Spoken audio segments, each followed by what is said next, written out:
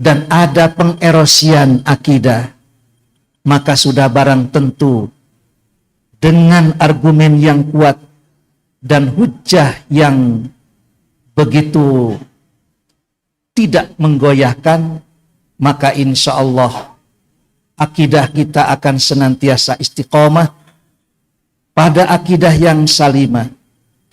Maka saat ini pula kita akan mendengarkan bagaimana beliau begitu cepat ya berargumen, baik itu dengan Bible-nya maupun dengan ayat Al-Qur'annya. Kita memperhatikan betul bagaimana setiap kali berdebat dengan para pendeta yang bukan hanya baru menjadi pendakwah, baru menjadi pengkhotbah, tapi dengan pendeta-pendeta yang berkaliber pun tentu saja beliau hadapi. Nah, saat ini alhamdulillah kita bisa berjumpa dengan Bang Zuma ini secara kopi darat, secara langsung, dan insya Allah akan menjadi keberkahan tersendiri. Mudah-mudahan Allah senantiasa memberikan keselamatan bagi kita semua. Barangkali itulah sambutan sebagai ahlan wa sahlan kepada beliau yang sudi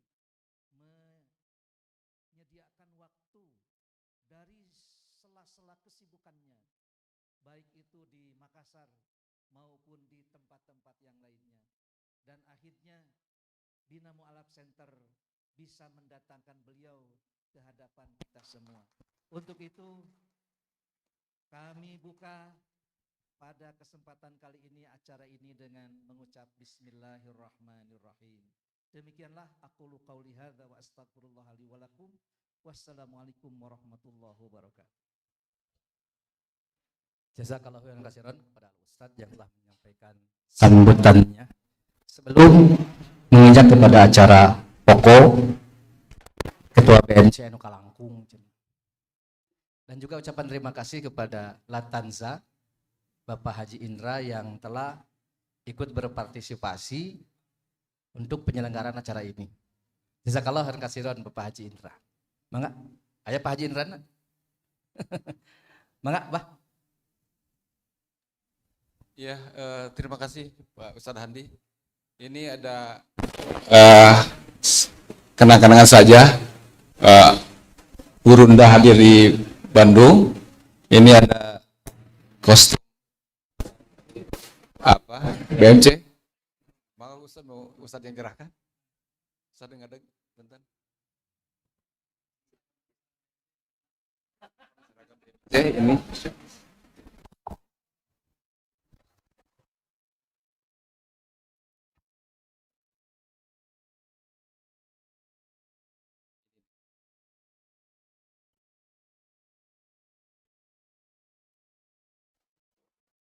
Mau Ustadz itu.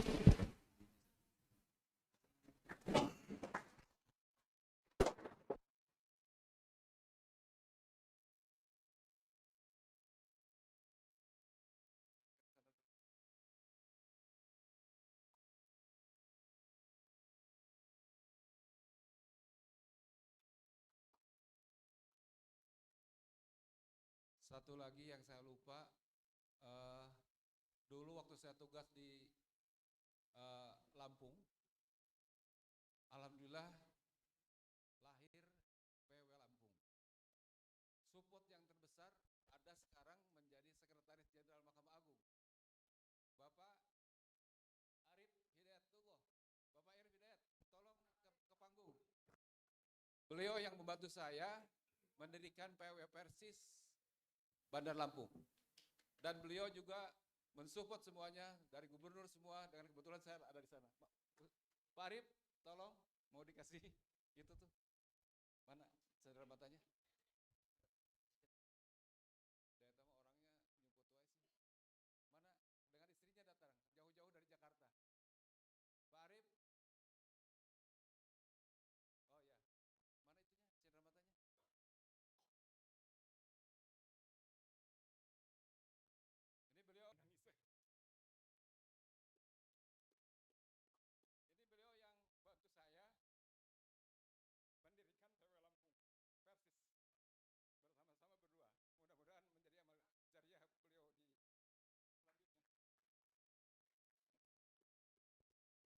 spesial sama Ketua BMC. Ayo.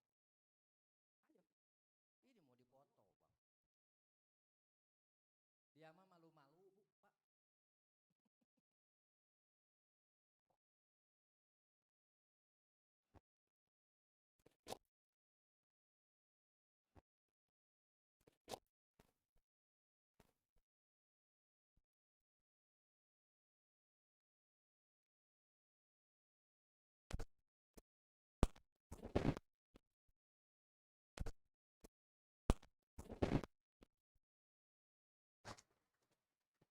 Di depan.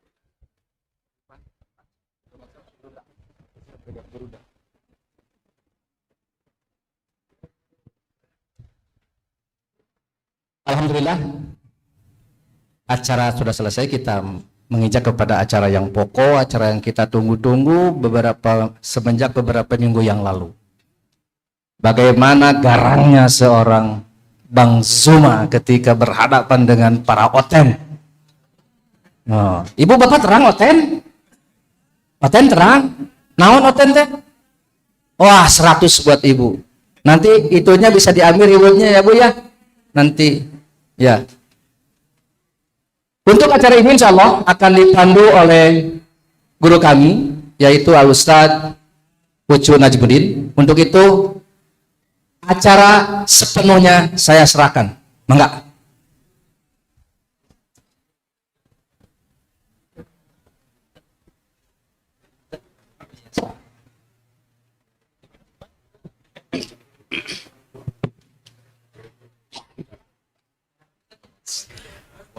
Alhamdulillah alladzi arsala rasulahu bil huda wa dinil haq liyusirahu 'ala ad-dini kulli wa kafa billahi syahida.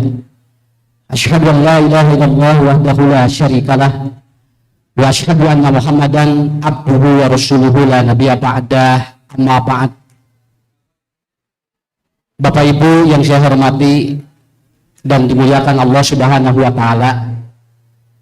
Wabil khusus saya mengucapkan terima kasih yang pertama yang sebesar-besarnya kepada Ketua Bidang Dakwah Pimpinan Pusat Persatuan Islam yang sudah memfasilitasi acara dan kegiatan-kegiatan BMC selama beberapa tahun ke belakang dan hari ini.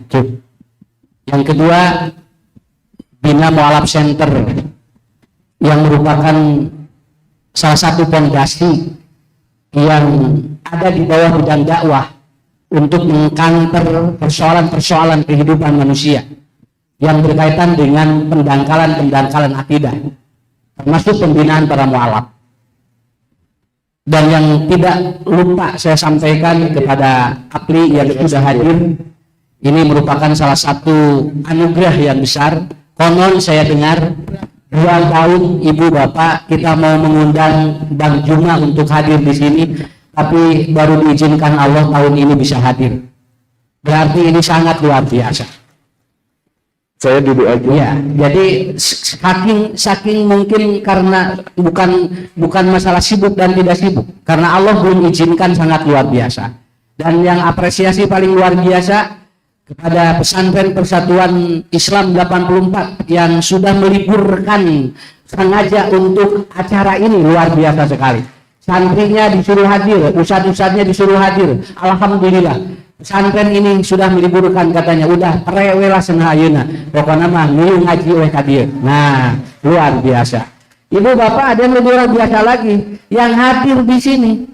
Ini adalah apa? Ini the best semuanya. Karena apa? Kalau tidak ada jamaah, masa kita ngomong sendiri?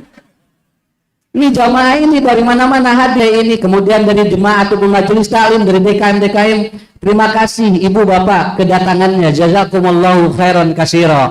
Mudah-mudahan pulang dari sini tidak membawa apa-apa, tapi membawa sesuatu yang menjadi apa-apa. Ibu Bapak luar biasa. Biarkan yang biasa di luar, jangan ditanya. Yang penting semua yang hadir di sini kita akan mencoba untuk sedikit berdialog dengan 2 narasumber yang sangat hebat. Yang pertama Bang Juma, ya. Beliau lebih apa? Kalau di TikTok kemudian di YouTube lebih tenarnya Bang Juma. Karena sekarang kan lagi banyak yang disingkat. UAS, UAH. Ustadz Teten juga disingkat Terkom, Tetern Romli Komarudin. Ya, cuman saya yang sulit untuk disingkat. Maka Ucu mah Ucu bisa disingkat. Ustadz Ucu bakal ditunanya. Alhamdulillah. Makanya dibalikkan Ucu, digolerkan Ucu, ditoningkan Ucu. Alhamdulillah. Makanya alhamdulillah Ibu Bapak akan hadir di tempat ini sampai nanti jam 11.30 sebelum adzan zuhur. Dan nanti boleh dialog kepada mereka, bertanya persoalan-persoalan yang kita hadapi, dan mohon untuk semuanya difokuskan dulu. Wa awwalu ma yanbaghi li talabil ilmi an yaksida bi talabil, yaitu satu, ibu bapak kita berniat biridolillah, kita ridho karena Allah datang ke sini. Yang kedua adalah apa? Ibu bapak datang ke sini wa daril akhirah, kita menginginkan pahala dari Allah. Yang ketiga wa izalatul jahli an nafas atau wasaimu juhal, kita datang ke sini untuk apa? Meminimalisir ketidaktahuan kita. Kita minimalisir dengan kedatangan kita. Dan ada yang lebih penting lagi, wa ihyauddin, kita datang ke sini untuk menghidupkan agama Islam. Wa ibqail Islam, dan untuk kita mudah-mudahan Islam ini semakin maju. Kenapa? Fa inna baqal Islam illa bil ilmi, karena Islam akan maju kalau ataupun ibu bapak penganutnya dia selalu bisa menuntut ilmu. Jadi kita semua fokuskan untuk niat itu. Wala yaksidu bidunya, jangan niat apapun, bisyuhrah, untuk apa kita tenar, untuk kita menjadi apa viral, jangan. Kita duduk di sini semua untuk mendapatkan ilmu. Oke Bapak Ibu, saya tidak akan berpanjang lebar, ini sekedar untuk prolog. Jadi Bang Juma sama Ustadz Teten, saya kasih 7 menit untuk memberikan presentasi narasi tentang judul ini. Nanti Bang Juma 7 menit, setelah itu Ustadz Teten dengan Bang Juma nanti menjawab pertanyaan-pertanyaan yang saya lontarkan. Ya, wayahna jawab, kumaha we ngajawab nama. Yang penting kalau sudah ada pertanyaan dijawab. Untuk itu kami persilahkan dulu kepada Ustadz Teten untuk pertama kali menyampaikan narasi tentang judul ini. Kami persilahkan, tafadhol.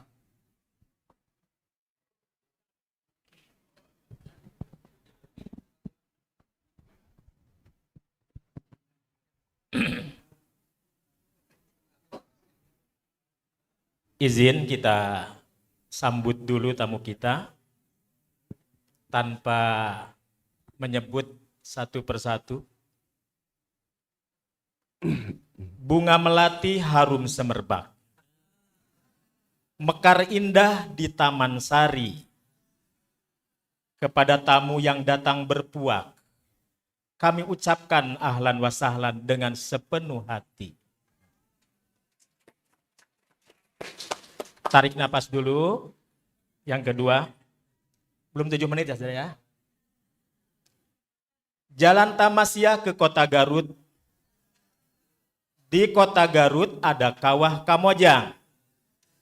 Kepada ikhwata iman, jangan pada cemberut. Mari kita sambut Bang Juma dengan penuh riang.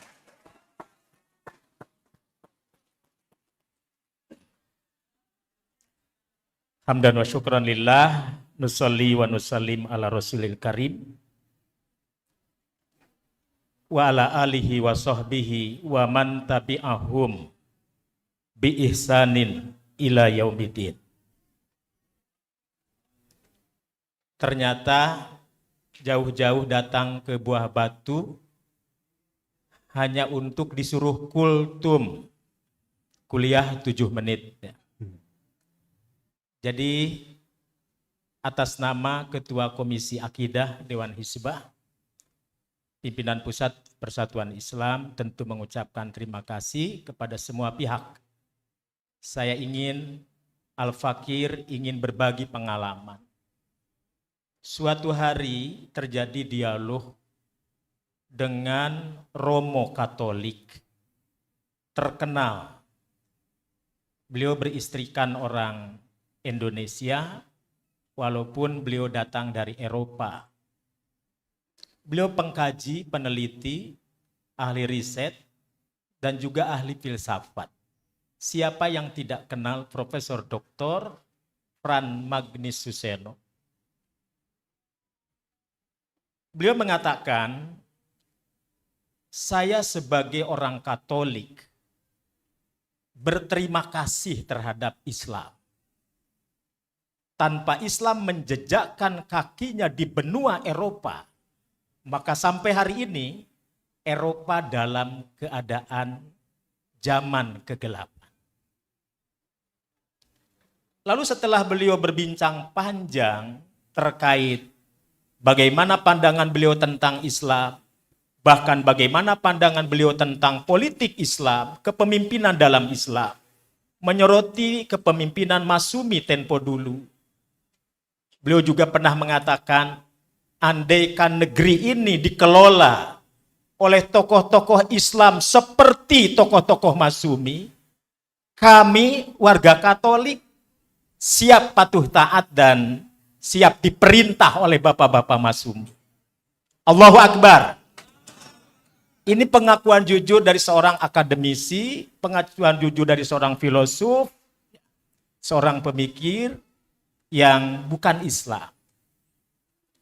Lalu saya tanya beliau, maaf Romo,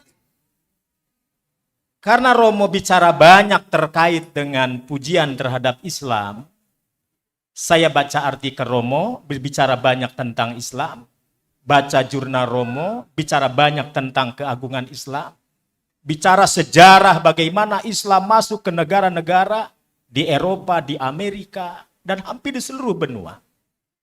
Pertanyaan saya cuma satu saja. Begitu sangat terikat dan terpikat dengan apa yang disebut dengan dinul Islam, Romo mau masuk Islam. Yang tadinya Romo Pran Magnus Suseno duduknya agak santai, tiba-tiba beliau terbangun, lalu beliau mengatakan, Saudara Romli, pertanyaan saudara mengingatkan saya terhadap diskusi beberapa tahun silam di Universitas Gadjah Mada. Saya kembali menjawab, seperti keimanan saudara terhadap Nabi saudara, Muhammad Sallallahu Alaihi Wasallam, kata Pran Magnus Suseno. Demikian pula diriku. Keimananku terhadap Kristus, keimananku terhadap Yesus Kristus, sudah menjadi bagian dari darah daging saya dan sudah menyeruak ke seluruh tulang sumsum saya. Saudara-saudara, apa paham makna dari ucapan ini? Jangan lagi berbicara, jangan terlalu fanatik dalam memahami agama. Itu lewat. Tidak ada seorang pengikut iman wajib hukumnya fanatik terhadap agama. Oleh karena itu, seorang sosiolog terkemuka, Ibnu Khaldun, menuliskan di dalam kitab besarnya, lalu beliau nukilkan dalam Muqaddimah Ibnu Khaldun, ada satu bab khusus yang beliau nukilkan kata-kata emasnya. Fa inna da'watal islamiyata biduni asobatin la tatimmu. Nah ini, berarti ada fanatik yang masyru'ah gitu ya. Ada fanatik yang dibolehkan apa?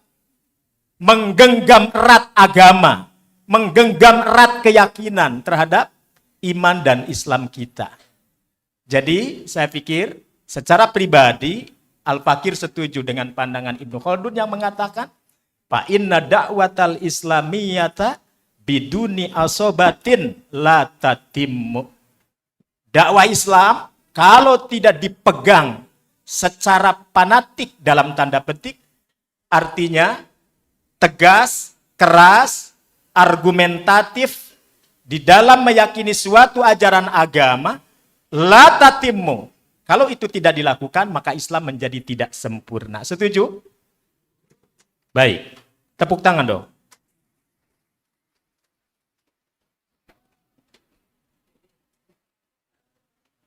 saya sudah membuat tulisan. Walaupun tadi dibatasi 7 menit ya. Yang pertama, sebagai dustur ilahi,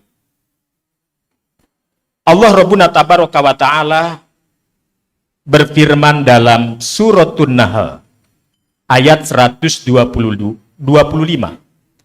A'udzu billahi minasyaitonir rajim.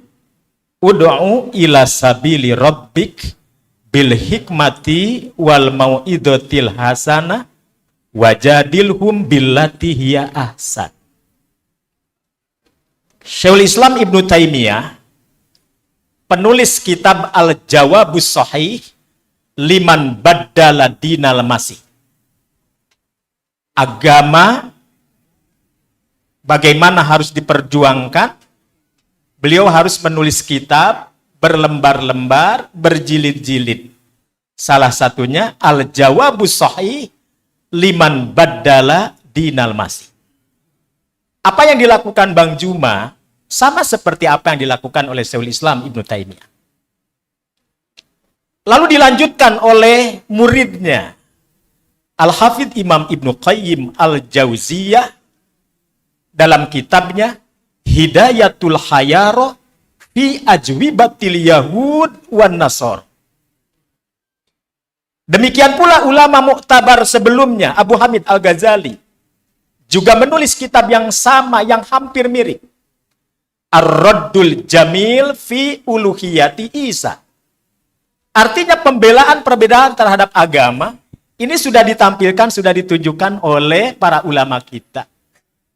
Oleh karena itu, di samping kanan saya hadir tokoh muda Bang Zuma, alhamdulillah, mengingatkan kepada para ayahanda, orang tua kita yang telah berjuang duluan dalam hal kristologi dan kristenisasi, membendung kristenisasi. Saya sebutkan Kiai Haji Abdullah Wasi'an dari Surabaya. Kemudian ada ayahanda Abu Rahim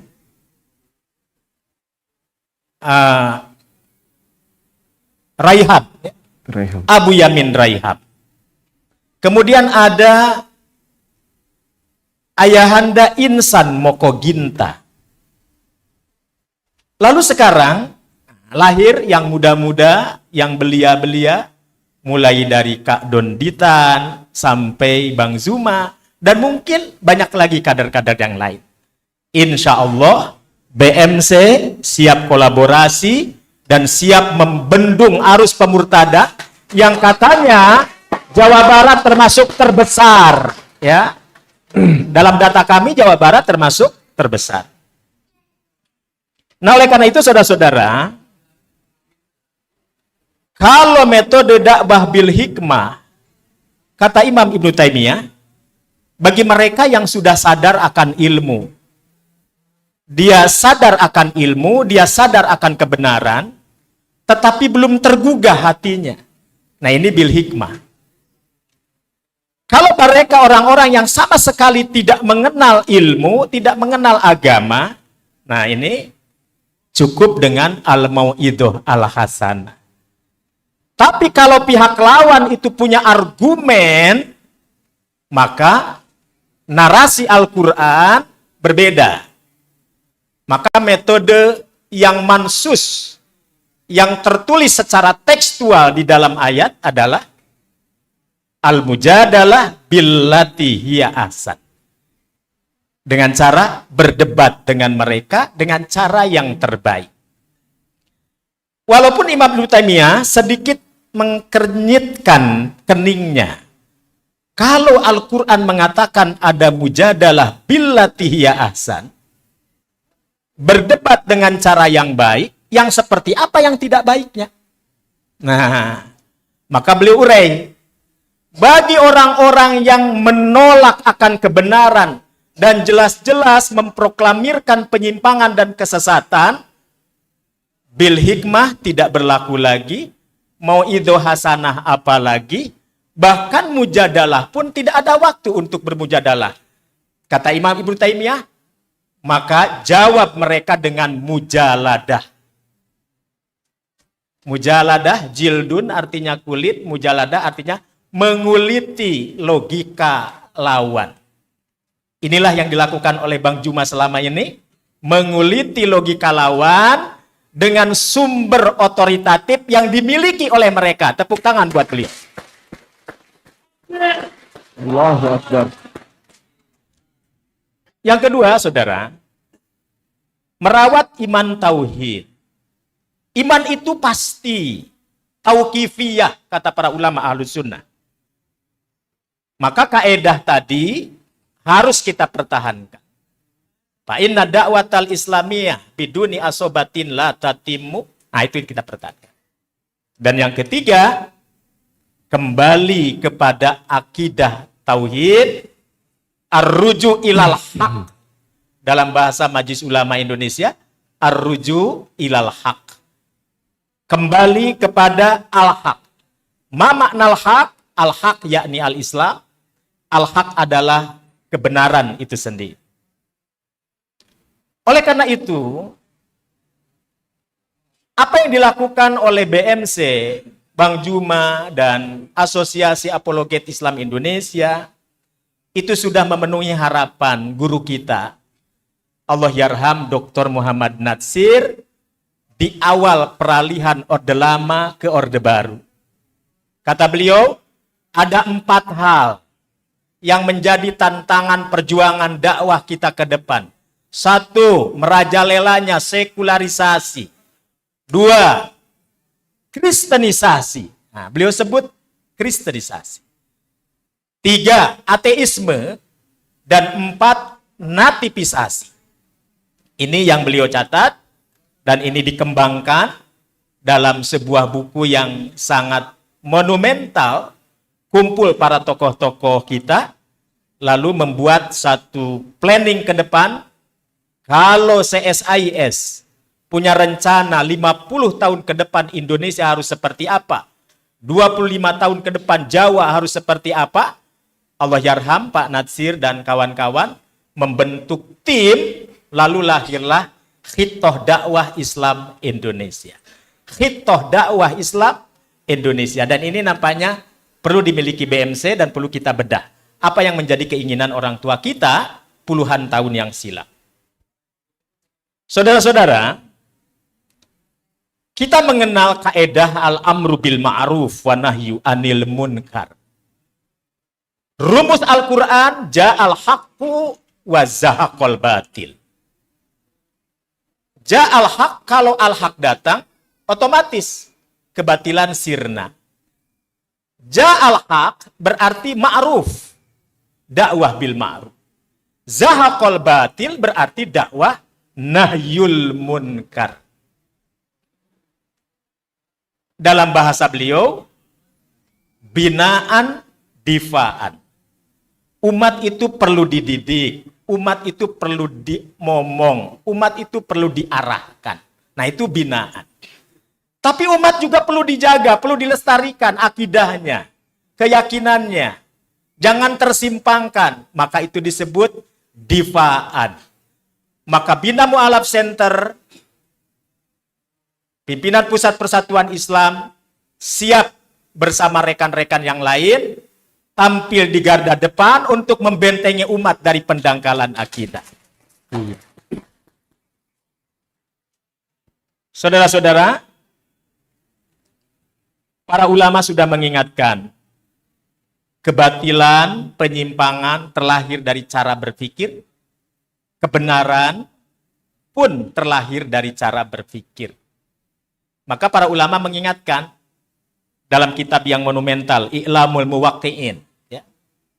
Al-Hafidh Imam Ibnu Qayyim Al-Jauziyah mengatakan, kesimpulan yang keliru, sesat, dan menyimpang, itu terlahir dari cara berpikir. Cara berpikir yang bengkok terlahir dari akal yang tidak selamat. Dan ciri akal yang tidak selamat ketika akal tidak mau tunduk pada wahyu. Nah, oleh karena itu, maka apa yang harus kita luruskan? Nah, di sini perlu dicamkan baik-baik asar sahabat radhiyallahu an, Abdullah bin Mas'ud, sebagaimana Imam Al-Ajuri dalam kitabnya Asy-Syariah, qala Ibnu Mas'ud, berkata Ibnu Mas'ud, alaikum bil ilmi wa iyyakum wattabaddu wa ta'ammuk wa tanattu wa alaikum bil atik. Wajib kalian mendalami ilmu, termasuk kristologi tentu saja. Termasuk ilmu-ilmu tentang agama-agama, studi agama-agama. Bagi kalangan tertentu tentu saja, ya. Artinya tidak semua. Maka hukumnya dalam kitab Al-Amru bil Ma'ruf wa Nahyu 'anil Munkar termasuk fardu kifayah. Model-model seperti Bang Zuma ini fardu kifayah. Tidak semua yang hadir harus paham seperti Bang Zuma. Kalau semua kita yang hadir paham seperti Bang Zuma, nah nanti semua pada baca Bible semua. Pada baca Alkitab semua. Lalu terkadang bisa jadi lupa. Tafsir Ibnu Katsir nggak dibaca, tafsir At-Tabari nggak dibaca, Al-Qurtubi-nya nggak dibaca, Asy-Syaukani-nya lupa dibaca. Semua kemana-mana bawa Alkitab atau Bible, ya. Nanti mungkin ada perbedaan. Kenapa? Dalam tayangan terakhir, beliau bagaimana berdebat hebat terkait Bible dan Alkitab. Ya. Kapan disebut Bible, kapan disebut Alkitab, ini menarik. Nah, oleh karena itu, saudara-saudara, apa yang disampaikan dalam atsar sahabat tadi menarik. Wajib kalian mendalami ilmu, jauhi oleh kalian sifat yang mengada-ngada, berdalam-dalam dalam urusan tidak perlu dalam beragama, wa alaikum bil atiqi, dan wajib bagi kalian berpegang teguh kepada pedoman lama, pedoman orsinil, atik, antik. Maksudnya kitabullah dan sunnah Nabi SAW. Terakhir, sebagai kalam penutup, maka saya akan menutup narasi ini dengan beberapa hal. Yang pertama kita simpulkan, ilmu tauhid sebagai pokok dalam beragama. Setuju? Nah, jadi jangan lupa bacaan ilmu tauhidnya. Pengen tahu wawasan seperti Bang Juma, silahkan. Tapi jangan lupa kitab tauhidnya ditamatkan. Kitab Tauhid, Aqidatut Tauhid yang ditulis oleh Syekh Muhammad bin Abdul Wahab At-Tamimi rahimahullah harus tamat dibaca. Ya. Atau Fathul Majid Al-Qaulul Mufid Sarah Kitabut Tauhid harus dibaca. Ya. Kalau tidak dibaca nanti yang keluar adalah dalil-dalil Korintus. Ya. Nah, itu hanya untuk lawan saja. Ya. Untuk lawan saja itu. Ya, baik. Karena fardu kifayah. Yang kedua, ilmu fikih sebagai obat dan penawar, kata para ulama. Jadi ilmu tauhid, asluddin, ilmu fikih, syifauddin. Dan yang ketiga, tidak meneladani generasi terbaik, itu adalah penyakit dalam beragama. Nah, jadi tetap kita punya potret generasi khairul ummah terbaik itu seperti apa. Dan yang keempat, berlogika yang liar sebagai perusak dalam beragama, fasaduddin. Maka mutiara kesimpulan kita, apa yang kita hadiri saat ini, apa yang dilakukan oleh BMC, Bang Zuma dan kawan-kawan apologet lain, mujadalah billati hiya ahsan, adalah satu metode Qur'ani yang tertuang secara mansus, tekstualnya ada, jelas tertulis dalam kitabullah.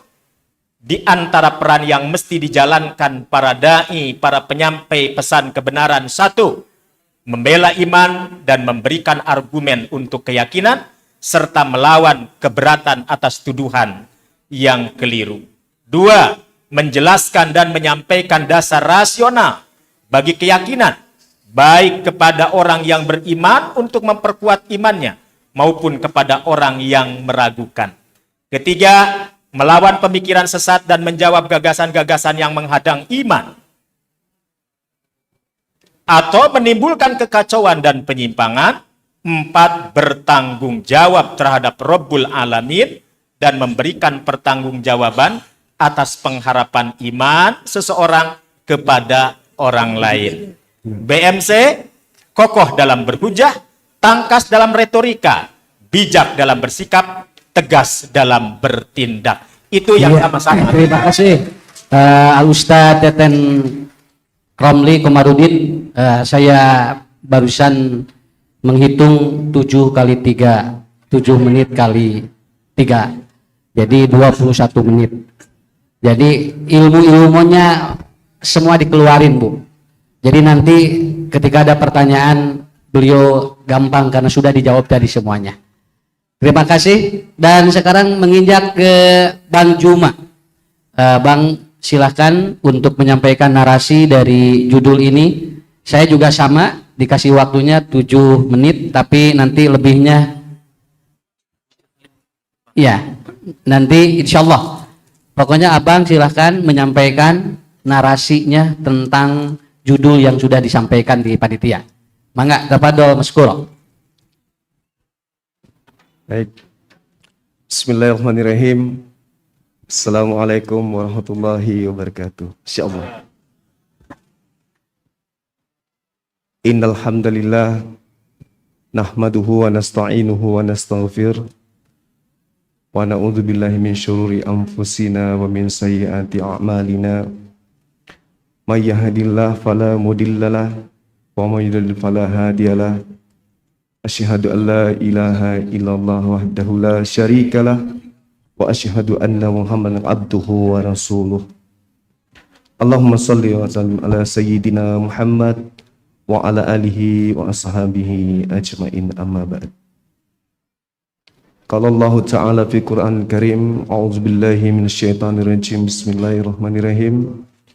Alladzina amanu yuqatiluna fi sabilillah walladzina kafaru yuqatiluna fi sabilit taghut faqatilu awliya asyaitan inna kaida syaitan kana da'ifa. Yang saya hormati seluruh guru yang ada di sini, saya nggak bisa menyebutkan nama satu-satu, waktu dibatasin. Masya Allah.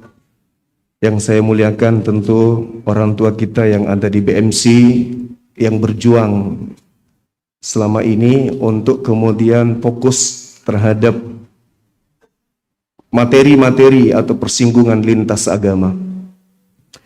Dan juga teman-teman BMC seluruhnya, Apologet Islam Indonesia Jawa Barat, seluruh panitia, dan semua sahabat-sahabat yang hadir pada hari ini. Masya Allah, ini wujud kepedulian kita terhadap akidah Islam. Sahabat yang dimuliakan oleh Allah, puji syukur kita panjatkan kehadirat Allah Subhanahu wa Ta'ala. Salam serta taslim pada junjungan kita baginda Rasulullah Muhammad sallallahu alaihi wasallam. Alhamdulillah, hari ini kita jumpa di kota Bandung ya. Masya Allah, kota yang begitu indah. Dalam tema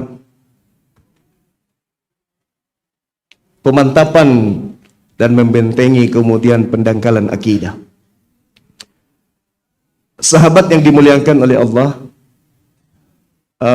saya dapat bocoran dari tim satu dokumen rahasia yang dimiliki oleh orang sebelah terkait dengan pergerakan mereka. Mereka memutuskan tepatnya di tanggal 19 September 1979. Jadi saya menggunakan bahasa kata-kata simbol karena saya lagi disorot oleh orang-orang yang membenci Bang Suma. Jadi kalau saya mengatakan Dewan GR Indonesia, saya yakin sahabat-sahabat penggiat perbandingan agama udah tahu dan udah paham itu maksudnya. Jadi Persatuan Dewan GR Indonesia memutuskan beberapa kesimpulan-kesimpulan produk yang kemudian mereka harus sebarkan di seluruh tanah air terhadap mereka yang sesama umat jahe. Kalau umat jahe pasti sudah paham maksud saya. Lintas agama kita berdiskusi, saya berdebat dengan umat jahe. Jadi kalau ada yang mengatakan Jahelisasi itu identik dengan menjahiliakan manusia. Ya, jahe. Paham ya? Masya Allah. Karena jangan sampai habis ini keluar lagi panggilan. Beliau lagi yang sibuk nanti. Panggilan Anda dipanggil di sini untuk menghadap, diadakan BAP, bla bla bla. Jadi upaya-upaya untuk menghentikan Bang Suma itu sampai hari ini masih kencang kali. Jadi saya harus membangun narasi saya. Tapi kali ini Anda tidak bisa menjebak karena saya akan membawa materi yang memang sudah terbukti dari dokumen rahasia. Jadi tanggal 16 sampai tanggal 30 November 1988 bocor rahasia agenda jahilisasi untuk Nusantara. Itu bocor agendanya. Ada beberapa item yang sudah kita alami. Saya mengatakan mereka memutuskan 19 November 1979.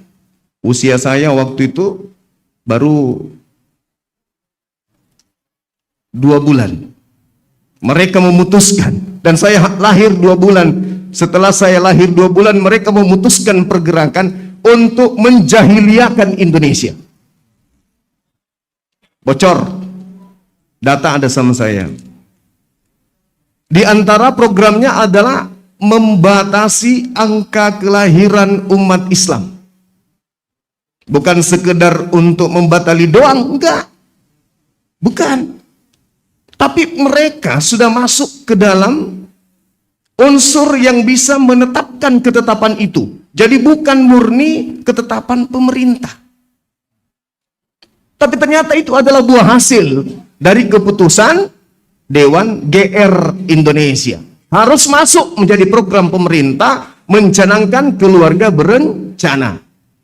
Ya, alhamdulillah. Di antara program yang ada ini belum ada laki-laki Islam yang melakukan KB. Atau ada? Ada juga. Ada laki-laki KB. Oh, baru dengar saya. Itulah yang terjadi. Dan bukan cuma sesederhana itu, sahabat-sahabat sekalian. Program ini enggak berjalan begitu saja. Ya.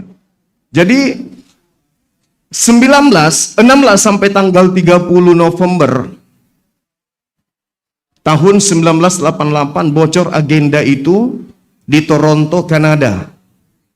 Sampai kepada guru-guru kita, dari guru kita kemudian informasikan ke tim kita. Itu yang pertama. Bagaimana di rumah sakit kalau bisa dokter-dokter yang ada di situ adalah mereka yang duduk sebagai pemimpin adalah dari umat jahe tadi. Luar biasa programnya. Dan satu hal yang menarik, saya lihat dari kutipan daripada ini teman-teman lawan debat saya baca dokumen. Jadi tidak ada unsur hukumnya. Kalau Anda keberatan nanti saya kirim datanya. Ini program jangka panjang jahelisasi di Indonesia. Mengurangi jumlah umat Islam. Dengan cara apa? Banyak hal, termasuk menekan angka kelahiran. Tetapi mereka kemudian melakukan perintah kitab mereka, bukan kitab mereka sih, kitab yang mereka ambil dari agama Yahudi. Bukan kitab mereka itu kitabnya agama lain yang mereka ambil terjemahannya, mereka ramu kemudian mereka jadikan alat untuk menjahiliakan seluruh Indonesia. Ini kebiasaan ini mulut. Oke, sahabat-sahabat sekalian. Jadi mereka mengambil data itu untuk mensuplai informasi ke sesama umat jahe bahwasanya ada perintah di dalam kitab kita beranak cuculah yang banyak. Jadi mereka wajib beranak cucu. Gak boleh. Kata doktrin yang ada di dokumen itu, kalau mereka tidak beranak cucu yang banyak tanpa alasan yang jelas, maka mereka keluar dari kasih karunia Tuhan. Mereka keluar dari kasih karunia. Tak boleh mereka melakukan pembatasan kelahiran. Itu satu. Yang kedua, terkait dengan ekonomi.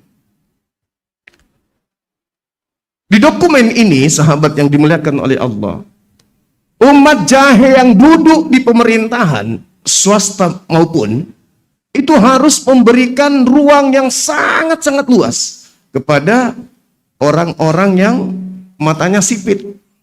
Ya, termasuk abang saya ini sipit matanya, mungkin termasuk. Ya. Di samping saya juga sipit.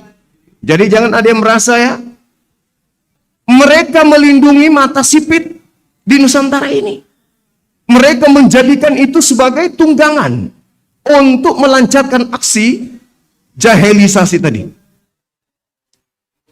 Kenapa si mata sipit begitu mudah? Karena saling menguntungkan. Ketika mereka memilih agama Islam, sulit bagi mereka. Makan babi nggak boleh. Sementara dari nenek moyang mereka itu makanan kesenangan mereka. Harus sujud 5 kali sehari. Bisnis terbengkalai. Kalau ini terus masjid rumah. Kapan dapat cuang? Nah itulah. Sehingga mereka menggunakan ini.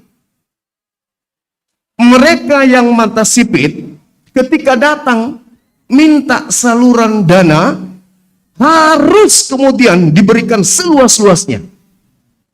Terjadi nggak sekarang? Terjadi. Di pantai yang berkuasa si sipit, di daratan yang berkuasa. Kenapa? Karena ada perintah sesuai dengan misi tadi. Nah, rancangan yang mereka bangun adalah, sahabat-sahabat sekalian, yang mengerikan nih, yang mengerikan.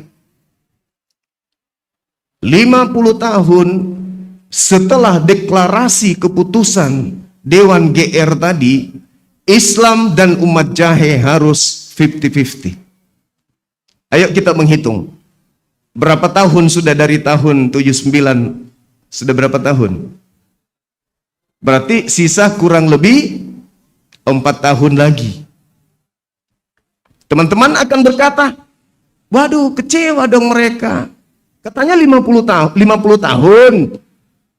Harus seimbang jumlah. Tunggu dulu.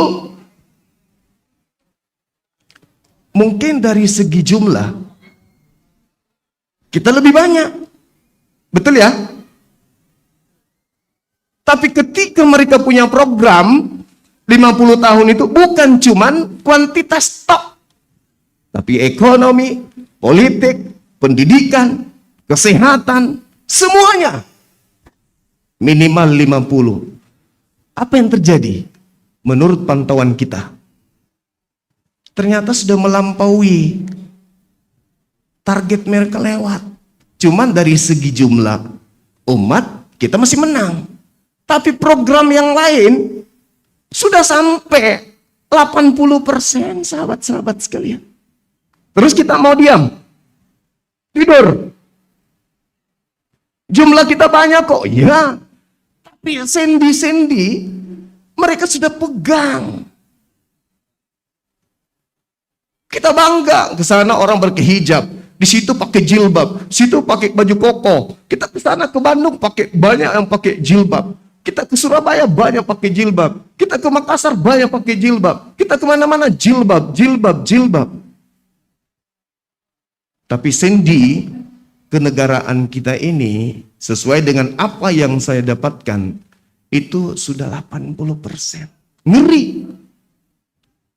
Rumah sakit. Ya stop ya. Semua. Sekarang ini yang lagi panas ini, kota Solo, adanya, kenapa bisa terjadi? Karena mereka sudah menguasai yang tadi. Ekonomi, politik, bla bla bla dan seterusnya. Ini kalau saya baca semua ini, ngeri. Ngeri sekali. Ngeri, ini saya hanya kupas luarnya aja.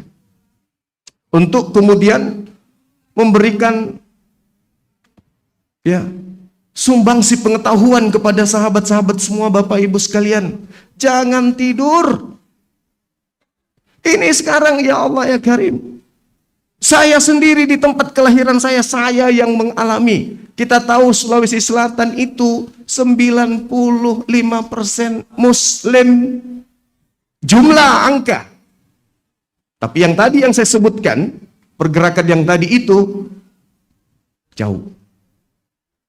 Jauh sekali. Nah, untuk itulah BMC hadir. Untuk itulah API hadir. Kita harus melakukan perlawanan. Kita sudah menang jumlah nih. Kita sudah menang jumlah. Apa yang sekarang yang kita harus pertahankan? Tinggal satu. Yang dikatakan guru kita tadi, tauhid. Kalau mereka punya doktrin, mereka punya dogma, Tritunggal, Trinitas. Satu dalam tiga, tiga dalam satu, entah apa-apalah. Makan satu, kata temanku, makan tiga, bayar satu ya Pak ya. Mereka selalu merasa menang dari kita. Kenapa? Sembahan mereka tiga pribadi. Mati satu, masih ada dua cadangan. Katanya kita cuma satu doang. Itu pun kata mereka nggak pernah turun menang mereka. Nah, inilah cara-cara yang mereka gunakan kemudian para sahabat sekalian. Jadi tauhid. Nggak usah terlalu harus mempelajari Bible terlalu dalam, nggak perlu. Jangan terlalu dalam mempelajari Bible itu. Kata beliau barusan, cukuplah teman-teman kita yang memang sudah menggeluti bidang itu. Terus apa yang harus kita berikan kepada umat? Surah Al-Ikhlas. Surah Al-Ikhlas itu cakupan dari kitabnya mereka. Semua terekam di situ. Qul huwallahu ahad. Markus 12:29. Shema Israel Adonai Eloheinu Adonai ahad. Qul huwallahu ahad. Al-Quran kita sudah punya. Al-Ikhlas itu adalah momok yang sangat menakutkan pergerakan mereka. Coba dalami Al-Ikhlas. Selesai. Itu aja yang kita tanamkan kepada anak-anak kita. Nggak usah harus di mana Yohanes berapa, Markus. Itu tugas kami, PR kami. Ya, seperti yang diuraikan oleh guru kita tadi, bahwasanya saya menyimpulkan, dan itu sering saya uraikan, musuh mereka bukan kita. Kita mah dianggap kecil. Musuh mereka itu kitabnya sendiri. Makanya saya sering ketika berdialog, berdebat dengan mereka, tak ada yang bisa berdiri tegak. Pasti lunglai. Ya minimal pingsan. Kata bininya, ada kawan saya, kata bininya, kamu apakan lagi suamiku Bang Suwa? Kenapa Bu? Sudah 3 hari nggak keluar kamar. Kenapa rupanya? Gara-gara pertanyaan loh. Apa pertanyaan saja? Ini beneran, ini beneran. Tim saya juga nelpon sama istrinya. Apa rupanya pertanyaan saya? Kok bisa sampai nggak bisa keluar kamar dia? Ya udah 3 hari nih, tak keluar kamar. Apa pertanyaan saya? Apa haknya agama jahe menggunakan kitabnya Yahudi? Sampai detik ini bingung. Iya juga ya.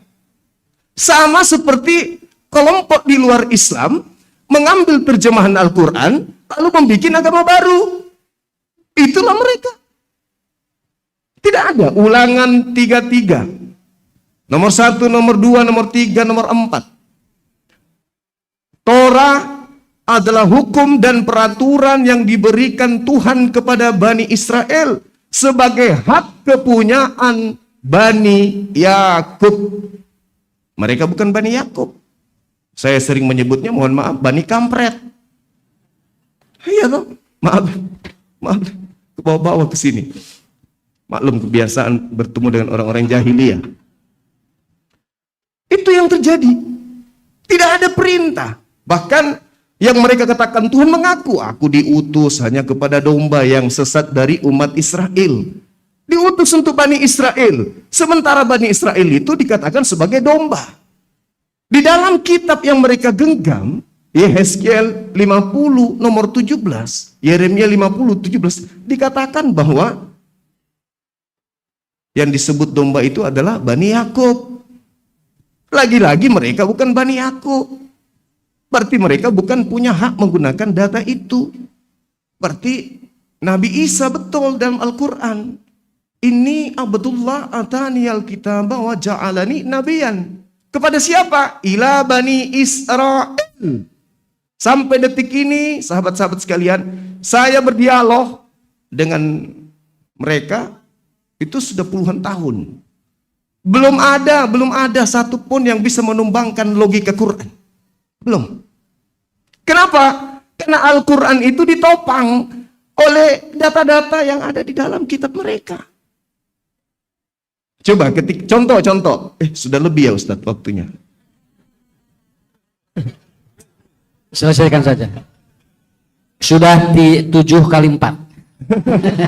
Melebihi Ustadz Teten. Tapi nggak apa-apa, ada 7 kali 1 lagi. Oh, Masya Allah.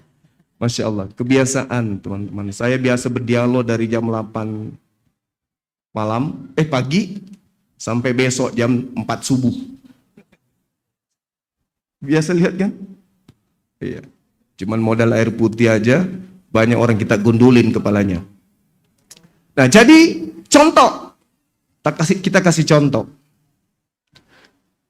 Salah satunya misalnya ketika dikatakan di dalam Al-Quran bahwasanya wa ikhwanuhum yamuddunahum fil ghayy, atau di ayat yang lain yang sering mereka kelabakan, wa iyaduna illa syaitanan marida, kan begitu. Yang mereka sembah adalah iblis yang durhaka.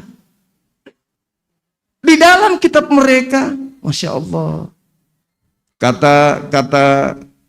kata yang mereka sembah kepada Bani Israel nih, waspadalah kepada penyesat, dalam bahasa Yunani planos, dalam bahasa Ibrani ro, yang bisa diartikan si jahat atau sibilisisis atau iblis. Waspadalah kepada penyesat yang datang kepadamu dengan memakai namaku. Nah, ini kalau umat Islam yang saya tanya, kita yang mengartikan bahasa itu, kaitannya dengan Al-Quran tadi. Waspadalah kepada penyesat yang datang memakai namaku. Yang datang ini apa? Penyesat. Betul? Memakai namaku. Nama siapa yang dipakai? Hah? Sama seperti aku, takut juga nih. Padahal ibu bapak tidak akan dilaporkan. Gimana? Musuh mereka ini. Jadi penyesat itu datang memakai nama tersebut. Benar nggak? Betul. Waspadalah kepada penyesat yang datang kepadamu memakai namaku. Penyesatnya memakai nama Bang Suma. Salah dong. Bukan nama saya. Nama yang mereka agung-agungkan hari ini. Itu diterangkan dalam Al-Quran. Belum lagi ketika dikatakan dalam Al-Quran, wa idza husyiran nasu kanu lahum a'da wa kanu bi ibadatihim kafirin. Nah, itu dalilnya jelas tuh. Pada hari ketika manusia dikumpulkan, kata Quran, apa yang mereka sembah akan menjadi musuh bagi mereka. Dan pemujaan yang mereka lakukan akan ditolak oleh yang mereka sembah selain daripada aku, kata Allah. Kita buktikan, tertulis di kitab mereka. Pada hari terakhir nanti banyak orang memanggil aku Tuhan. Bukankah kami bermukjizat, bernubuat, mengusir setan pakai namamu? Pada saat itulah aku akan berterus terang kepada mereka. Enyahlah daripadaku. Aku tidak mengenal kalian. Kalian semua adalah pembuat kejahatan. Ada nggak yang mau disebut pembuat kejahatan di sini? Ada. Kalau ada, silakan pindah. Saya fasilitasi. Tapi disebut penjahat. Tidak dikenal. Cuman siang malam menyebut nama itu, tapi tidak dikenal. Jadi pertanyaannya nih, jadi selama ini mereka ngobatin orang yang santer di YouTube pamer, ya kan? Pamer, ingin dibilang, ngobati orang, menyembuhkan orang, ngusir setan. Kalau kita ruqyah, itu siapa yang datang ngobatin orang? Namanya sama, sembuh. Tapi yang asli mengatakan, aku tidak mengenal kalian. Lalu yang datang memakai nama itu siapa? Hah? Sivilisasi sudah pintar semua, bisa jadi kristolog semua. Itu fakta, itu real, ada di dalam kitab mereka. Artinya bahwa kalau dari segi data, dari segi argumentasi, adu keyakinan, materi kitab suci, kita menang. Al-Quran tidak akan pernah bisa terbantahkan. Bahkan Al-Quran didukung oleh kitab mereka. Bukan berarti Al-Quran butuh dukungan, enggak. Tetapi Al-Quran mengatakan, ya ahlal kitab, lima talbisunal haqqa bil batil.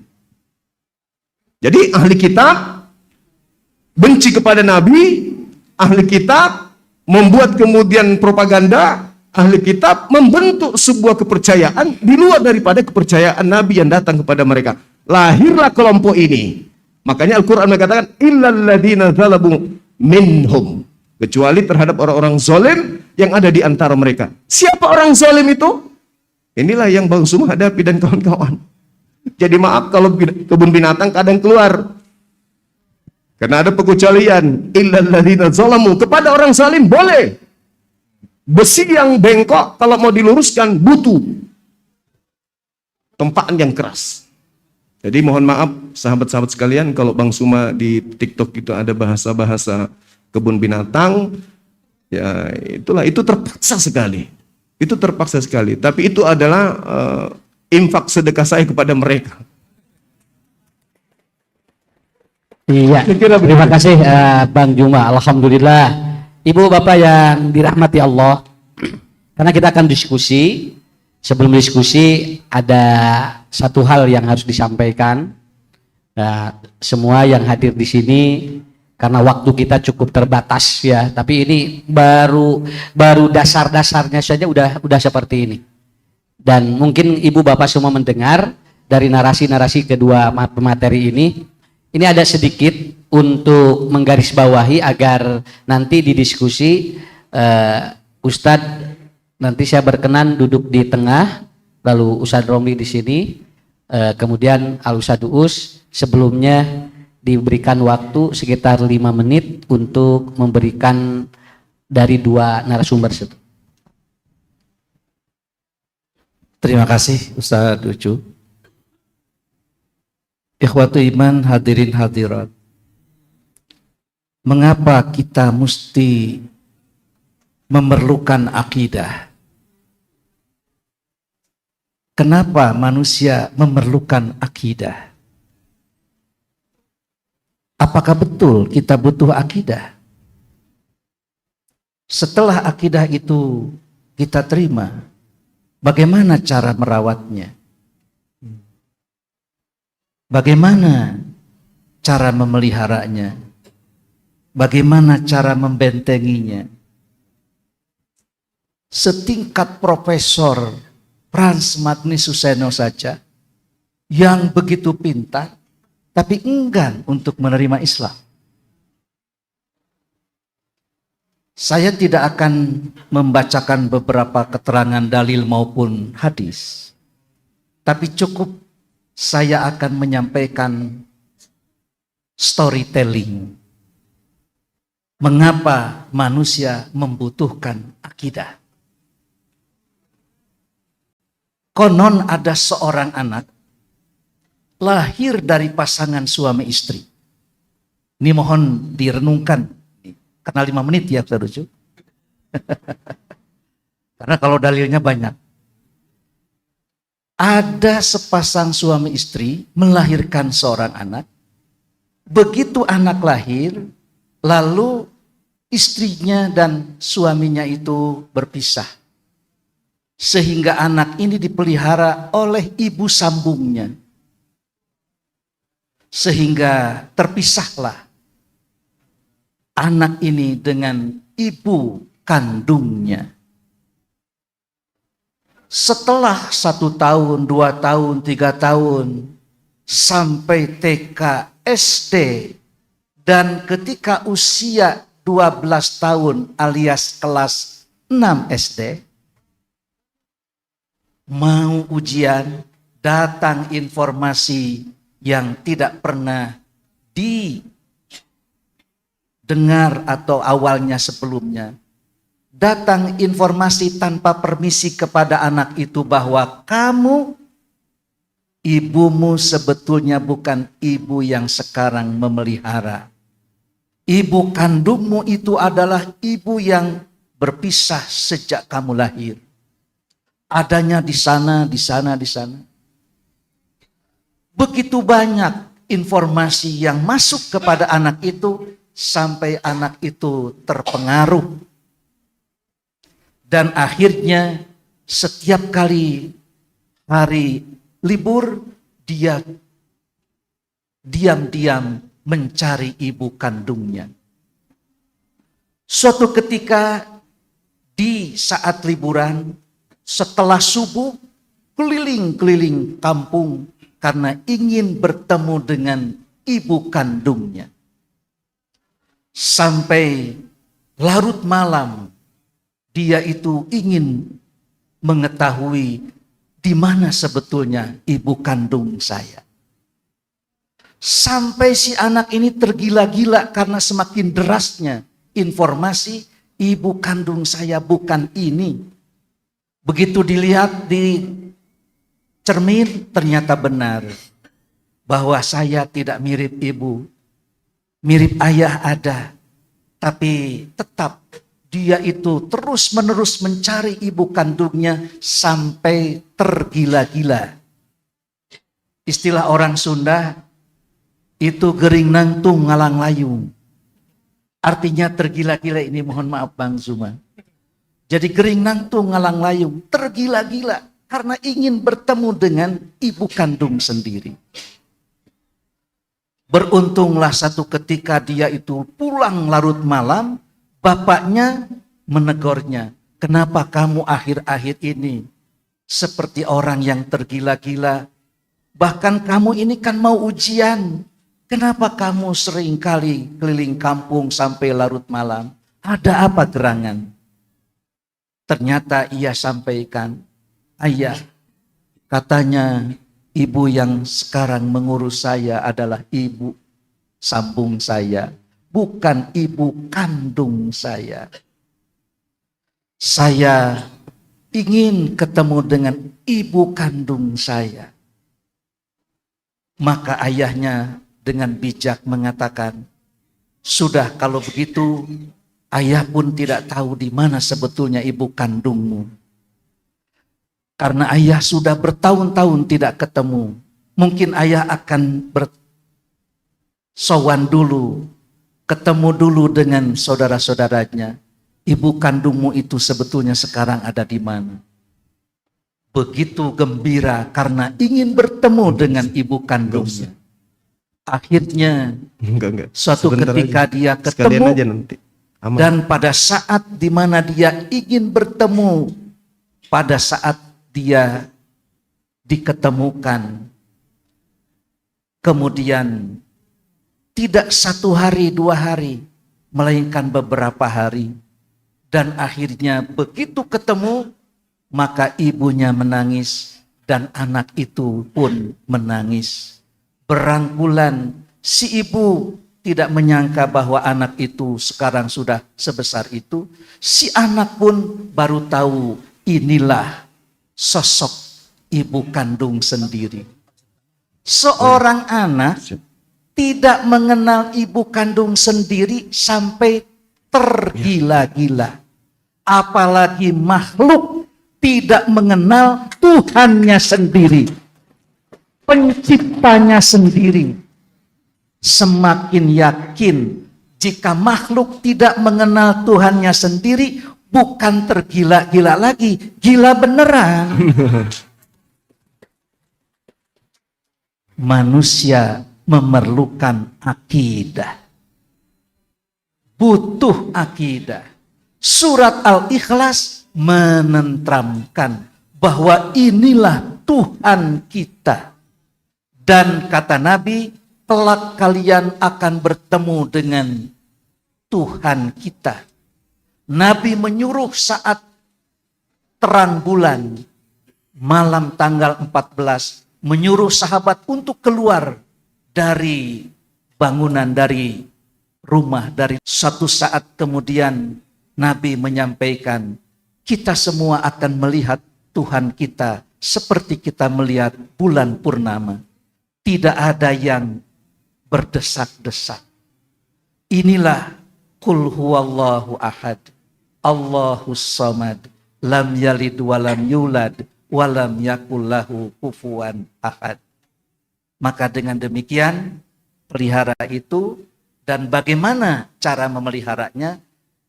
Alam taro ilaladina, alam taro apa? Yang tidakkah engkau pikirkan bahwa kalimatan thayyibatan kasyajaratin thayyibatin asluha sabitun wa far'uha fis sama. Jadi iman ini, hidayah ini tak ubahnya sebuah pohon. Aslunnya, pokoknya itu tak ubahnya akar yang menghunjam ke bawah, lalu dahannya itu bercabang ke atas dan buahnya itu demikian lebat. Caranya supaya sehat, maka akar itu menyerap air dan unsur hara, kemudian akan melahirkan sehatnya dahan, kemudian juga buahnya lebat, dan jangan lupa jika ada hama, jika ada yang merusak, kemudian disemprot, dipupuk, disiram, dan bila perlu dibentengi, dipagar agar pohon ini tetap segar dan bugar. Demikianlah barangkali yang bisa disampaikan. Terima kasih. Alhamdulillah, untuk Ibu Bapak ada perpindahan posisi. Ustadz Teten ke sebelah sana, Bang Juma masih di sana, saya di tengah. Jadi ini permintaan supaya saya dekat dengan Bang Juma. Ibu Bapak, kita sudah dengar tadi daging semua sebetulnya, daging semua. Jadi disimpulkan paman rogiba an ta'allumiddin ubtulia asyukhal akar. Barang siapa yang dia itu tidak senang belajar agama, tidak senang mempelajari agamanya sendiri, maka dia pastikan bahwa ternyata cara berpikirnya akan salah. Cara berpikirnya dia itu akan apa? Akan liar, dan itu tidak akan terarah. Sampai saya dapat informasi juga, ternyata dari jumlah umat Islam yang ada di Indonesia, ini cuma 36% yang dia itu sholat. 36% yang dia masih bisa melakukan sholat. Dan ini ibu bapak belum lagi yang dia tidak khusyuk, duka sabara persen. Ini baru jumlah yang sholat doang. Yang khusyuknya berapa persen, yang tidak khusyuknya berapa persen. Yang lebih mencengangkan lagi, dari 36% yang dia itu sholat, cuman 12% yang dia bisa baca Quran. Jadi betul tadi kata Bang Juma, bukan jumlahnya, tetapi ternyata nilai-nilai kualitasnya yang sudah mulai ditinggalkan. Tapi kita coba mengorek dari berbagai sudut pandang dari beliau-beliau ini, insya Allah mungkin setengah jam ke depan. Dan mohon maaf nanti saya cuma akan kasih satu dari akhwat, kemudian satu lagi dari ikhwan kalau ingin bertanya. Cuman sekarang sebelum pertanyaan ke jamaah, saya ingin bertanya dulu sama abang ini Bang. Secara apa pengalaman spiritual ini ya, apa yang membuat cara berpikir abang itu seolah-olah ini sulit untuk ditembus oleh narasi-narasi di agama lain? Kira-kira bahan apa yang harus kita siapkan agar kami juga minimal lah tidak seperti abang juga di depannya pakai abang juga begitu aja. Nah ini apa yang harus kita persiapkan agar nanti logika-logika berpikir untuk menghantam dan menguatkan akidah ini bisa dipahami oleh masyarakat secara awam. Nah kira-kira ada tips dan trik secara pengalaman spiritual dari Bang Juma. Ya, baik. Bismillahirrahmanirrahim. Ini pertanyaan yang sangat menarik. Sebelum saya masuk ke jawaban, saya sebagai apologet Islam yang acap kali berhadapan dengan orang-orang yang tidak menggunakan akal di dalam beragama, Saya katakan kepada mereka bahwa satu-satunya kitab suci yang menemukan akal sehat manusia itu hanya Al-Quran. Kalau satu-satunya berarti Al-Quran, berarti yang lain tidak. Itu fakta. Itu real. Saya belajar kitab mereka itu sudah 17 tahun. 17 tahun saya mendalami kitab mereka, dan memang bukan cuma tertulis, tetapi mereka akui di agama kami itu tidak menggunakan akal di dalam beriman. Sebenarnya bukan iman sih. Gak sampai pada level iman. Iman itu cuma ada di Islam. Mereka hanya dalam level percaya saja. Saya buktikan. Nih. Ini HP. Saya simpan di belakang. Percaya nggak sahabat kalau di tangan saya ada HP? Percaya nggak? Yakin? Beriman nggak? Beriman nggak kalau di belakang tangan saya ini ada HP? Beriman nggak? Enggak. Enggak kan? Berarti kata iman itu tidak sembarangan ditujukan kepada objek. Iman itu hanya kepada yang menjadi pondasi Islam. Apa yang harus diimani di Islam? Cuman itu. Kalau beriman kepada makhluk yang turun ke bumi menjadi bayi lalu menjadi mayat, bisa nggak? Nggak bisa. Itu bukan iman. Itu percaya, itu yakin. Tapi lagi-lagi mereka menggunakan istilah-istilah Al-Quran untuk itu tadi. Untuk itu tadi. Untuk melancarkan aksi jahelisasi. Nanti tersinggung jahenya. Ya udah aku bilang aja jahilisasi. Menjahilkan manusia. Menjahilkan manusia. Iya. Karena sekucing-kucingnya kucing, gak ada kucing menyembah kucing. Seiblis-iblisnya iblis, tak ada iblis menyembah iblis. Ulaika hum syarrul bariyah. Yang ini lebih buruk dari seluruh makhluk. Maka kita harus, masuk pertanyaan tadi, kita harus kemudian menanamkan akidah. Surah Al-Ikhlas itu udah cukup. Tiada Tuhan selain Allah, udah, yang lain bukan Tuhan. Yang lain bukan Tuhan, makhluk. Yang mereka sebut Bapa, Wahyu 5, nomor 6. Inilah ketujuh roh Theos yang diutus ke muka bumi. Apakah kita menyembah roh? Apakah umat Islam menyembah roh? Tidak. Yang mereka jual Tuhan yang dalam wujud roh. Wah, Yohanes 4 nomor 24. Mulai dari 21, 22, 23, 24. Theos itu adalah roh, maka sembahlah dia dalam roh. Bapak Ibu mau menyembah roh? Amit-amit. Coba aja di Google. Roh adalah Tapi kita hargai, bukan kita benci. Kita rangkul, kita ajak untuk belajar Bible mereka. Ini loh yang tertulis di kitabmu. Jangan kau dengarkan dari pendusta. Di kitabmu mengatakan 2 Samuel 7:22. Meskipun itu kitabnya Yahudi yang kalian ambil, tapi paling tidak nempel di ketek setiap hari ke rumah ibadah. Baca. Tuhan itu maha tinggi, tidak serupa dengan apapun. Laisa kamislihi. Jelas kok. Jadi apa yang mereka jual, bantahannya ada dalam Al-Quran. Lam yalid walam yulad. Tuhan itu, Allah itu tidak beranak dan tidak diperanakkan. Di kitab mereka ada. Bilangan 23 nomor 19. Tuhan tidak beranak dan tidak diperanakkan. Yosua 9, 11. Tuhan tidak beranak, tidak diperanakkan. Jadi kurang apa lagi? Apalagi keistimewaannya? Kalau di Islam, ya, sudah pasti pencipta langit dan bumi tidak mati. Tidak mati. Lah, Tuhan kok mati? Gimana Tuhan mati, Ustaz? Siapa yang menjaga? Jangankan Tuhan mati, pilot lagi di atas nih, meninggal pilotnya. Pesawat gimana jadinya? Hah? Atau jangan meninggal deh, jangan meninggal. Pilot tiba-tiba berubah menjadi kucing. Bingung penumpang. Pencipta alam semesta berubah jadi makhluk. Sementara dalil di kitab yang mereka gunakan Yesaya 43 nomor 10.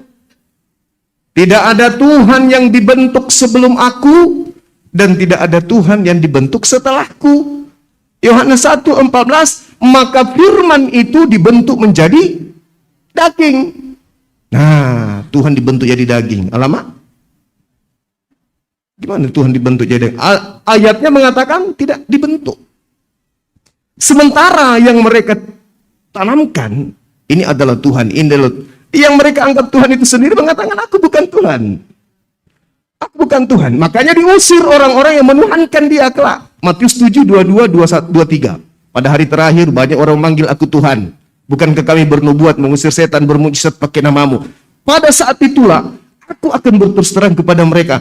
Enyahlah daripadaku. Kalian semua adalah pembuat kejahatan. Aku tidak mengenal kalian. Nah, lo semua datang besok. Enggak dikenal.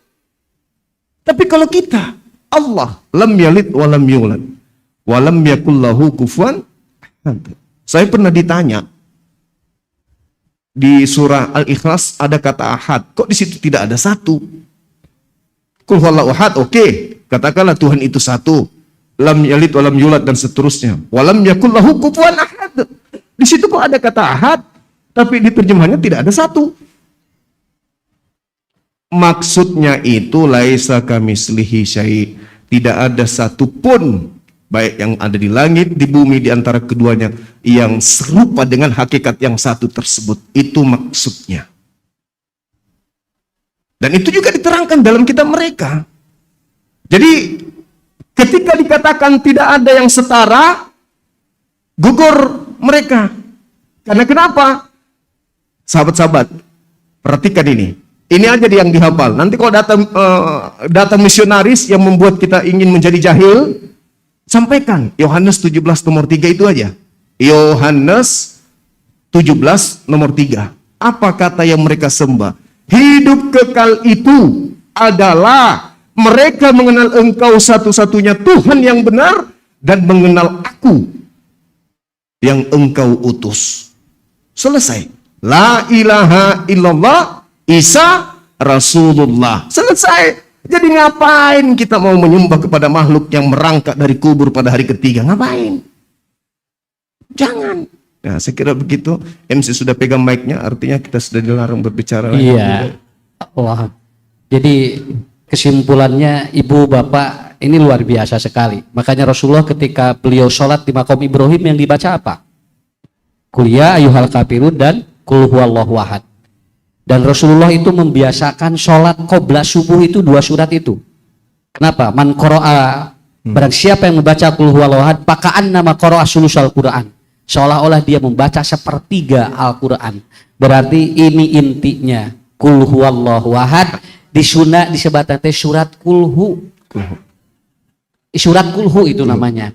Baca surat kulhu itu. Oh, gitu. kulhu. Ya, ini surat Al-Ikhlas. Oh, iya, Jadi iya. kalau ibu ditanya, bapak ditanya apa ikhlas atau apa ikhlas, baca qul huwallah. Itu ciri ikhlas seperti itu. Nah ini Bang, maaf ini saya akan nanya dulu ini ke Profesor ahli akidah. Ya, Ustadz Teten, kira-kira yang di masyarakat yang pernah Ustadz kaji, ini penyebab pendangkalan akidah itu yang sering terjadi apa kira-kira? Terima kasih.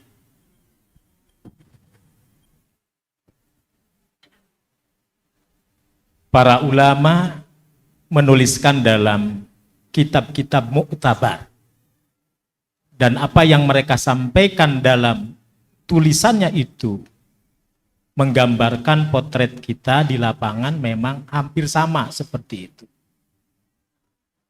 Orang bisa menyimpang dari ajaran agama yang benar kalau dalam versi Imam Ibnu Taimiyah dalam kitabnya Al-Furqan Bainal Haq wal Batil.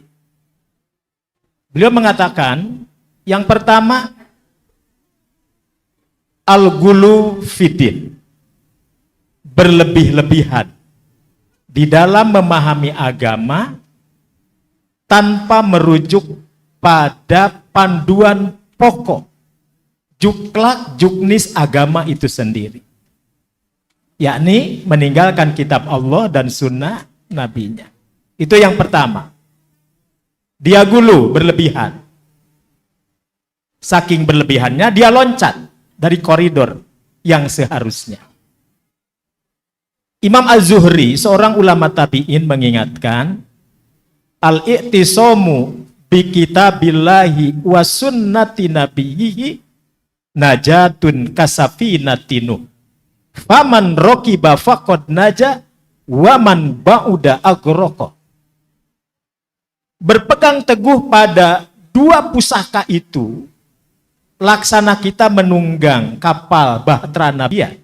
Siapa yang mengakhirkan diri, siap-siap tenggelam, bahkan ditenggelamkan.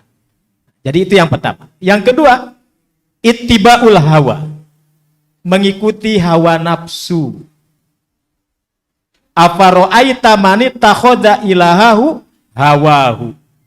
Apa pandanganmu, wahai Muhammad, kata Allah, tentang orang-orang yang berlebihan dalam menjadikan akal pikiran plus di dalamnya, include di dalamnya hawa nafsu sebagai Tuhannya. Jadi menuhankan hawa nafsu. Ya. Ittiba'ul hawa. Dan yang ketiga kata beliau dalam Al-Furqan Bainal Haq wal Batil itu, beliau mengatakan orang bisa menyimpang dikarenakan su'udon billah, berburuk sangka terhadap Allah. Jadi harusnya dia berbaik sangka dengan segala kesempurnaan Allah, lalu dia berubah menjadi berburuk sangka kepada Allah dengan segala asma dan sifatnya. Karena itu ada satu lagi dalam Kasyfus Syubhat, ada tulisan judulnya Kasyfus Syubhat, buku kecil ya, dan ini banyak dirujuk oleh ulama-ulama dunia. Kalimat ini sangat menarik. Fa inna a'da ahadaddin yasta'iduna bi ulumin katsirin. Arjulakum antasta'iddu bi ulumin katsirin. Musuh-musuh agama ini bela-belain mereka nuntut ilmu agama kita untuk menghancurkan agama kita. Maka hendaklah kalian pun, kata beliau, banyak-banyak belajar, banyak-banyak menuntut ilmu. Jadi fa inna a'da ahadaddin yasta'iduna bi ulumin katsirin wa kutubin wa hujajin wa fasohatin. Arjulakum antasta'iddu bi ulumin katsirin wa kutubin wa hujajin wa fasohatin. Kalau mereka dengan segala hujah, ketangkasan logika, retorika, mereka mainkan semuanya, maka kalian pun harus melakukan yang sama seperti mereka. Insya Allah, mudah-mudahan BMC pun menjalankan pedoman jihad tersebut bersama Bang Juma dan apologet yang lain. Terima kasih. Iya, terima kasih. Bang, ini ada sebuah replika di beberapa media. Indonesia ini sedang menganut money is our religion. Orang yang punya uang itu kalau ngomong diturut. Tapi kalau Tuhan yang nyuruh itu nggak diturut. Ini kan sekarang itu sudah banyak seperti itu. Malahan ini sudah mulai dipropagandakan. Jadi orang-orang itu lebih nurut kepada orang yang punya uang dibandingkan dia nurut kepada Tuhan. Ya, Allah nyuruh sholat nggak diturut.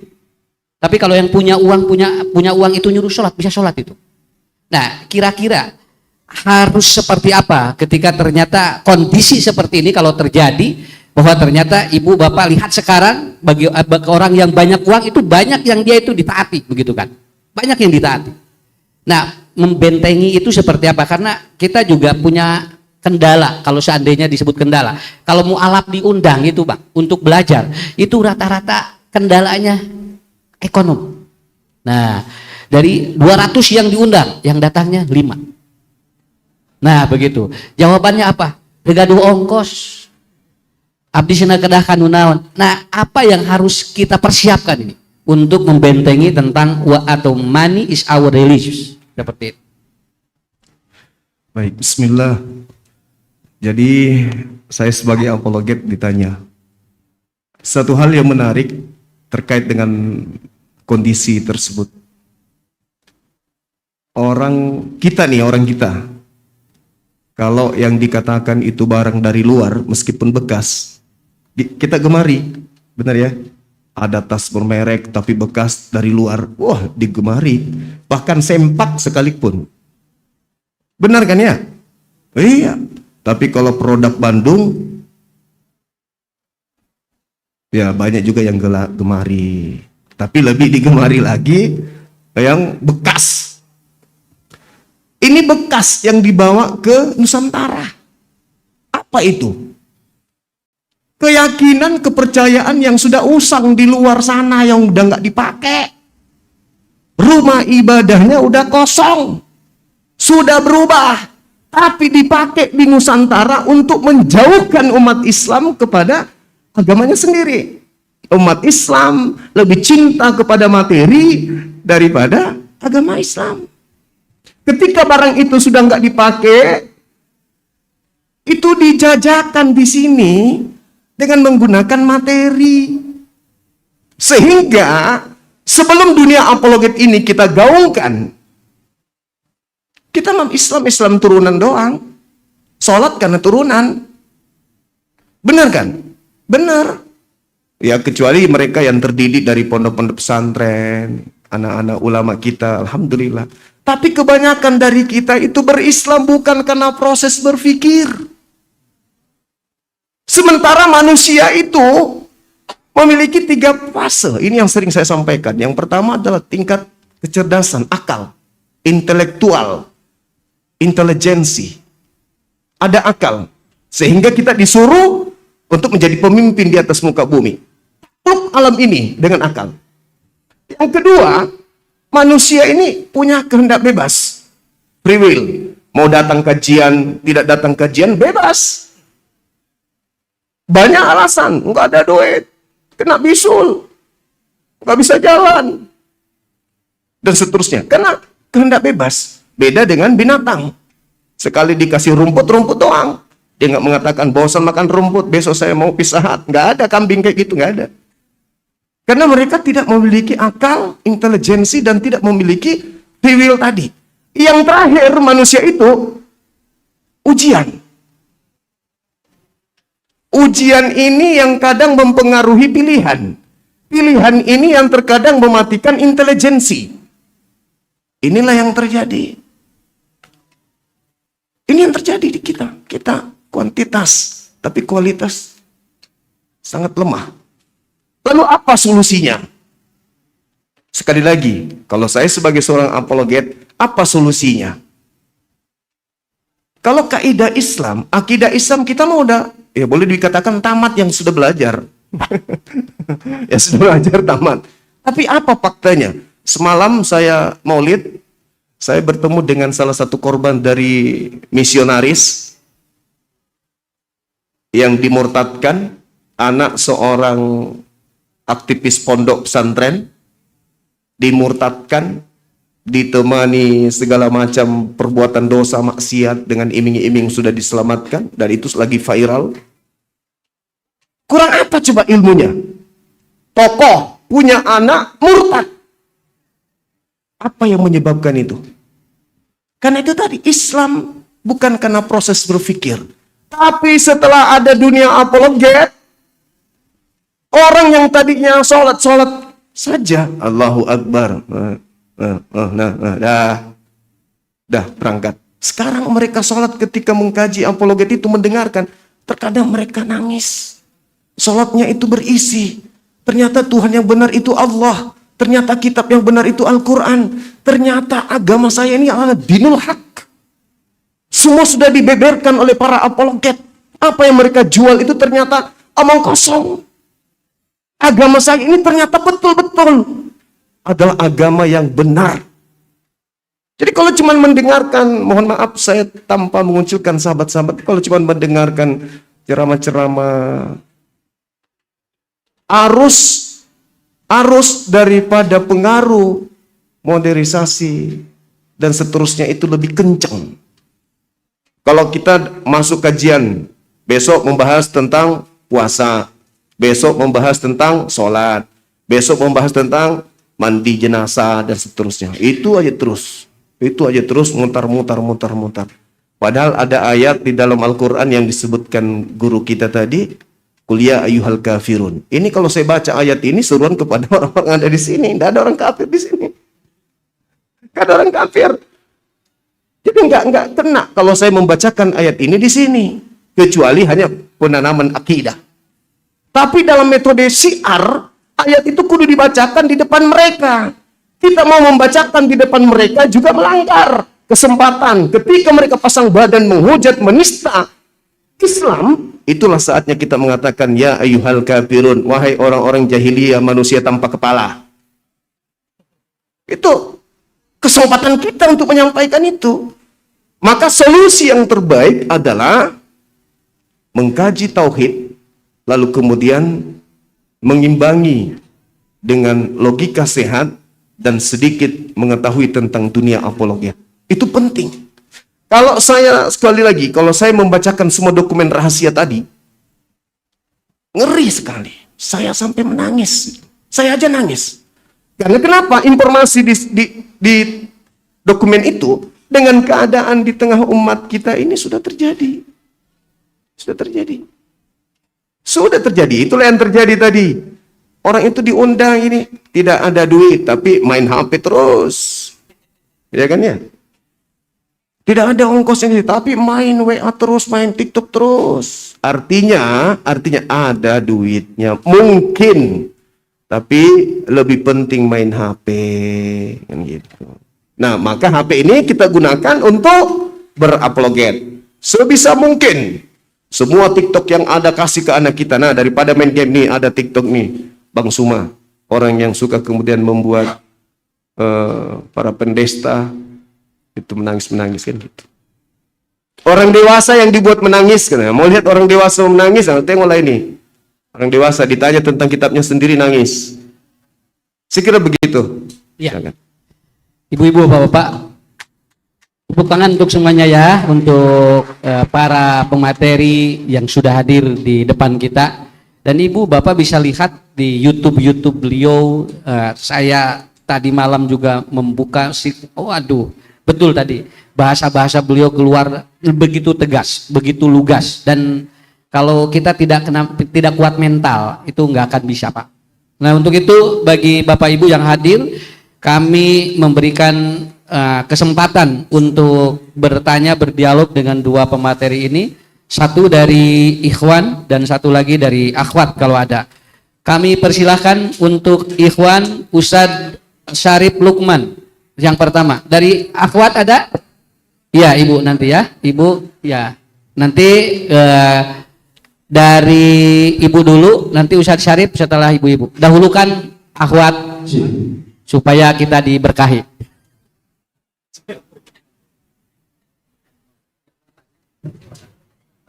Ibu berdiri nggak apa-apa. Lalu kemudian sebutkan nama, Ibu dari mana? Lalu Ibu sampaikan dengan singkat dan padat pertanyaannya apa langsung. Silakan. Ibu berdiri, namanya siapa? Iya, terima kasih. Saya Gaisa dipanggil Nanda dari Bandung. Terima kasih Pak Juma yang sudah jauh-jauh dari Makassar. Mohon maaf, saya di sini tidak akan bertanya, tapi merasakan bersyukur bahwa di Indonesia punya Bang Juma dengan kafirnya. Ya. Ya. Betul Bang Juma bahwa di Indonesia khususnya di Bandung ini pemutaran sudah luar biasa. Jadi yang tadinya 95% secara nasional mungkin sekarang sudah 83% ya, saya mendengar itu. Mungkin itu juga karena itu tadi ada pemutaran atau pendanaan. Nah, terima kasih itu yang saya ucapkan. Harapan saya semoga para asatid yang ada di Jawa Barat itu setiap berceramah jangan hanya yang tadi disampaikan oleh Bang Juma hanya tentang fikih atau apa, tapi lebih kepada akidah. Ya, mohon sampaikan kepada Ustaz Juju, sampaikan kepada asatid yang ada di Jawa Barat khususnya jangan hanya fikih apa gitu ya. Sampaikan akidah buat umat Islam itu terutama para generasi muda. Ya, Bu. Ya, mungkin itu saja, tapi saya akan tutup dengan pantun untuk membahas Pak Ustaz. Daten, ya, karena beliau ahli pantun. Ya. Maaf, saya pakai Cantik. Bang Juma, saat dulu dong. Ya, terima kasih. Terima kasih, Bu. Assalamualaikum warahmatullahi wabarakatuh. Iya, alhamdulillah ini tidak perlu dijawab karena Ibu tidak bertanya ya. Pak Ustadz Syarif Lukman, beliau praktisi juga Bang Juma itu. Ya. Alhamdulillah. Silakan. Nama siapa? Dari mana? Aku dari Mubalik, Bukit Persib Jawa. Wah, alhamdulillah. Saya Tepuk kanan. cuma jempol ini buat PNC yang bisa berkolaborasi di dengan tim aku. Wallah. Ini sebetulnya berarti kalau sering membuka diri bisa menghadirkan banyak orang dari luar. Kita ujuk di sering. Dan saya tidak dapat juga diskurs dan juga Indonesia. Nah, pertanyaan saya adalah sebagaimana tadi disampaikan oleh Bang Jumo, pemerintah kita Dewan Soeharto begitu ya, begitu kurang respon kepeduliannya kepada umat Islam yang mayoritas ya. Bahkan tadi kalau yang skala jumlah kita punya, tapi kan mereka punya segala. Maksud saya adalah kita sering dituduh dikriminalisasi gitu ya, bahkan ada stigma buruk pada Islam itu radikal, intoleran, bahkan ada kriminalisasi ulama. Nah, pertanyaannya, seberapa jauh ini usaha apologet Islam ini malah berhadapan dengan kebijakan penguasa, kebijakan pemerintah yang tidak pro kepada Islam, atau mungkin juga Bang cuma mengalami tekanan-tekanan dari kebijakan penguasa. Ya. Itu saya mendengar dari dua orang tokoh yang viral ini, satu Pak Sukidi, Pak Sosial dan Kemasyarakatan Indonesia, itu viral di medsos. Pak Sukidi kata beliau, ormas Islam ini tidak melakukan nahi munkar. Satu. Kemudian kata Prof. Mahfud MD sama, ormas Islam itu jangan melakukan nahi munkar, semuanya aman. Maka pada tadi kata Pak Ustadz Teten, Pak Ustadz, Ya, Teten ini. itu kan binaan wajibah dalam peran amal ma'ruf nahi munkar. Bahkan terjemah apologet juga adalah binaan yang memperjuangkan keyakinan. Ini jadi praktis juga ada aksi gitu oleh Bang Sukidi sama Pak Prof. Bapak Ormas jangan melakukan nahi munkar, gitu ya. Itu mungkin dua pertanyaan. Iya. Abang langsung aja Oke, baik. dari pertanyaan yang tadi. Bismillahirrahmanirrahim. Sebelum saya menjawab pertanyaan, saya tanggapi sedikit dari Ibu yang tadi. Benar yang beliau sampaikan bahwa dai-dai kita dimohon kiranya setiap kali memberikan ceramah untuk diselipkan kandungan Al-Quranul Karim. Fawailul lilladzina yaktubunal kitaba bi aidihim thumma yaquluna hadza min indillah. Itu pintu untuk masuk ke Bible. Kemudian ketika ada perintah untuk amar ma'ruf, itu juga pintu untuk masuk ke dalam Bible. Ya ahlal kitab, qad ja'akum rasuluna yubayyinu lakum katsira. Itu juga pintu. Makasih Ibu, tepuk tangan untuk Ibu yang tadi. Jadi dai kita itu ada pintu dari Al-Quranul Karim untuk membahas kitab-kitab sebelum Al-Quran. Nabi Muhammad diutus untuk menjelaskan sebagian dari isi kitab tersebut dan membiarkannya yang tidak penting. Seperti misalnya Tuhan disunat nonotnya. Itu nggak penting dibahas oleh Rasulullah. Karena itu bukan lagi masuk ke dalam cakupan, jauh dari cakupan tauhid, keteteran data-data seperti itu. Jadi menurut saya, ya dai kita memang harus punya pembekalan materi tentang apologet Islam, pembelaan Islam. Karena kalau kita hanya bisa bertahan, tidak bisa menyerang, Kita babak belur, inilah yang terjadi. Babak belur kita, karena kita diserang dari ekonomi, politik, sosial, semuanya. Nah, kita tidak bisa kemudian melakukan serangan, hanya bertahan saja. Nah, inilah kami hadir untuk ya menjadi yang pertama. Yang pertama untuk menjadi bumper di depan. Apapun yang terjadi kami siap. Yang penting di belakang kami itu juga akan melakukan hal yang sama. Jangan lari pada saat perang logika. Gitu ya. Masya Allah. Kemudian pertanyaan dari sahabat kita tadi. Saya sebagai penggiat apologet Islam Indonesia. Dari unsur pemerintah. Walaupun secara tidak resmi. Alhamdulillah yayasan yang bergerak.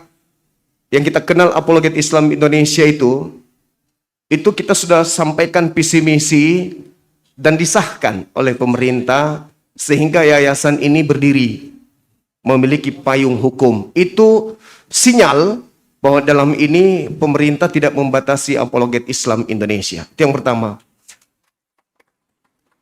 Lalu bagaimana dengan implementasi dalam kehidupan beryayasan atau berorganisasi kaitannya dengan pergerakan apologet? Saya melihat dari personil yang ada, baik unsur dari TNI, dari Polri, ya unsur pemerintah, itu sangat-sangat bersyukur dengan hadirnya kita. Karena ternyata apa yang menjadi bocoran tadi ini, itu mereka rasakan. Mereka merasakan tapi nggak bisa ngomong. Karena mereka harus netral. Mereka nggak bisa ngapa-ngapain karena mereka nggak boleh berpihak. Maka dibiarkan saja itu berlalu. Nah, untuk kemudian mengerem, alhamdulillah lahirlah apologet Islam Indonesia. Abangku, saya sendiri beberapa kali menerima tamu, baik itu di rumah, di tempat saya istirahat, atau di tempat-tempat di mana saya dalam bergerilya seperti ini, saya ditemui oleh orang-orang penting, orang-orang yang punya pengaruh di negara ini. Saya dipertemukan dengan mereka, mereka mendukung, mereka sangat-sangat antusias. Ya, bahkan boleh saya katakan di sini ada salah satu unsur pemerintah, ada Ibu Lurah yang jauh-jauh ke Makassar, memberikan dukungan penuh, kegiatan yang ada di Jawa mereka dukung penuh, bahkan di sini dia sampai ke Bandung juga untuk mendukung. Artinya bahwa yang kita butuhkan ini hanya vokal, suara untuk menggaungkan yuk umat Islam bersatu membela akidah supaya kita tidak membiarkan anak-anak kita itu murtad. Jangan diam. Yang selama ini cuman belajar azan, belajar tajwid, tambah kurikulumnya. Belajar Al-Quran, ayat-ayat yang mengatakan faqatilu awliya asyaitan. Perangi saudara-saudara setan.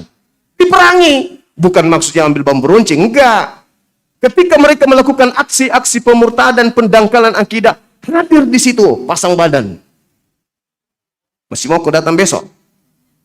Apa yang ingin kau jual? Ah, sampaikan seperti itu. Oh, kami menjual ini. Enggak, itu sudah produk enggak laku. Ini sudah kita lakukan, sahabat. Di sini tertutup, tapi dari sini kebuka. Inilah yang terjadi di Solo. Kegelisahan, saya susah tidur lagi sekarang tuh. Mereka sudah membebaskan kurang lebih 40 hektar untuk mereka bangun wisata religius agama mereka. Pasti nanti akan membutuhkan banyak tenaga kerja. Adalah di situ anak-anak kita masuk jadi tenaga kerja. Adalah itu sudah masuk dalam jebakan mereka. Ini yang terjadi sekarang. Maka saya informasikan kepada sahabat saya, dalam hal ini pemerintah mendukung apologet Islam Indonesia. Iya, terima kasih. Mendukung. Sangat mendukung. Itu informasi dari saya. Terima Jadi kasih. kita harus tenang aja, tenang ya, ya Pak, tenang. Jadi kenapa? Karena kita udah didukung begitu ya. Ini Iya. Iya, betul. Sedikit. ya, Makanya upaya kami kemudian supaya hal ini bisa kita minimalisir. Memang rencana tahun depan kita sudah mulai membangun pondok pesantren apologet internasional. iya. Itu tepatnya di Kota Makassar. Saya sendiri punya lahan. Saya sudah berikan kepada umat, dirikan sekolah apologet yang bertaraf internasional. Di sana nanti minimal penguasaan 4 bahasa. Arab, Ibrani, Yunani, bahasa Inggris. Supaya para misionaris-misionaris itu bisa kemudian melihat bahwa ternyata umat Islam sudah bangkit melalui Apologet Islam Indonesia dan BMC. Kami juga minta dengan hormat kepada BMC dalam waktu dekat untuk kita menandatangani MOU kerjasama untuk membentengi akidah umat Islam. Sekaligus saya menginformasikan bahwa di samping kanan saya ini bukti apa yang saya katakan bahwa pemerintah sangat mendukung. Beliau dari Mahkamah Agung sampai ke rumah saya. Beliau adalah tokoh sampai ke rumah Bang Suma hanya sekedar untuk melihat siapa orang yang suka marah-marah di sosmed ini. Dan beliau, alhamdulillah, hampir setiap kali ada yang bersyahadat di TikTok, beliau nelpon ke kabupaten mana, provinsi mana, di kota mana, tim beliau langsung turun tangan menangani mualaf kita. Masya Allah. Alhamdulillah. Makasih. Kita doakan beliau panjang umur, sehat selalu, dan kemudian doa-doanya diijabah oleh Allah. Amin. Amin ya rabbal alamin. Ya, Ustadz Teten, tolong komentari dari Ustadz Lukman, Syarif Lukman, tentang bagaimana metode dakwah yang amar ma'ruf tapi tidak nahi munkar. Silakan untuk 2 menit.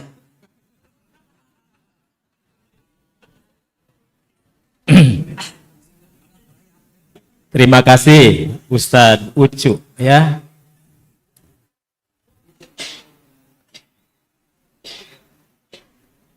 Ustadz Syarif Lukman yang telah bertanya, kita sangat merespon apa yang disampaikan tadi agar Jam'iyah Persatuan Islam khususnya dan lebih khusus lagi BMC ya, terkait dengan kolaborasi dakwah.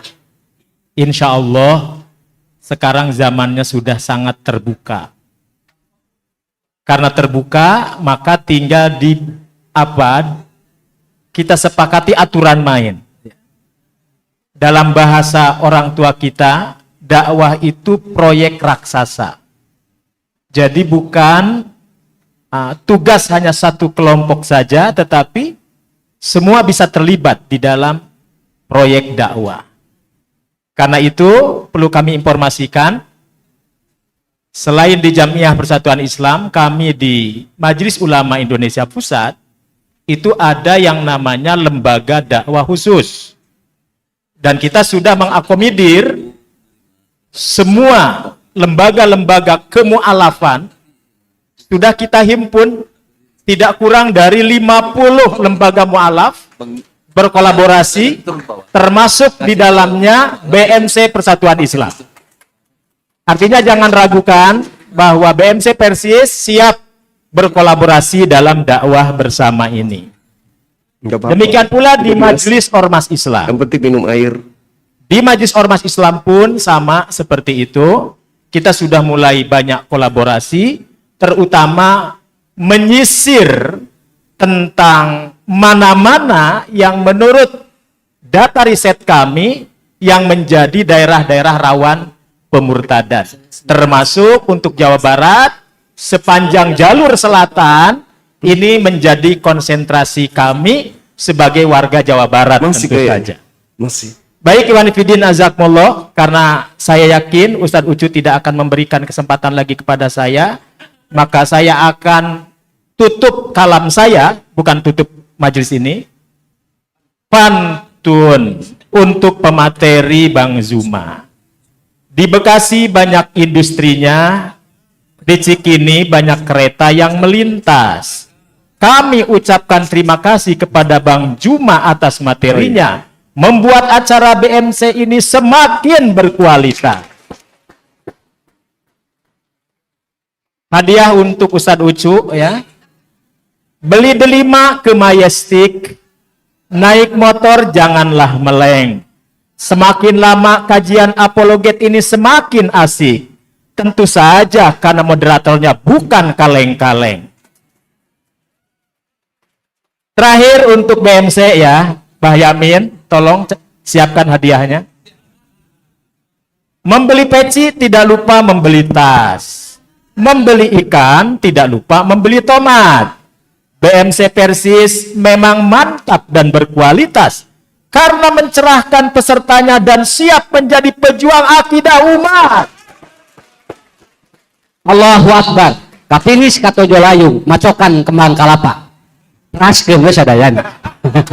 Ibu Bapak, ini menarik sekali waktu kita. Sebelum Abang closing statement, kita akan panggil para mualaf untuk mendapatkan reward dari apologet juga dari BMC. Abang mohon untuk ke bawah. Para mualaf yang saya panggil nanti ke depan ya. Satu Marto Steknapo Limau atau Hairudin. Yang kedua Sepriano Sekolahnya di mana? Enulio atau Ahmad Hasan. Sekolahnya Yang ketiga Tommy Manes Muhammad Al-Hafiz. Yang keempat Yoksan Manes Muhammad Zidan. Nomor kelima Ibu Santi beserta anaknya. Di bawah. Oke. Kemudian yang ketujuh Pajar depan. Ya. Yang dipanggil Ini perwakilan ada 7 orang. untuk para jamaah jangan dulu bubar karena ini belum closing, belum ditutup. Kita ikuti dulu ada taklim wa muta'alim ya untuk jamaah sebentar. Masya Allah. Bentar, kurang satu. Ini perwakilan aja. Ya Ibu Bapak, ini para mualaf ya yang sudah TT. berikrar syahadat. Masya Allah. Dipakai Doakan sambil didoakan mudah-mudahan mereka istiqomah istiqomah. Amin. ya.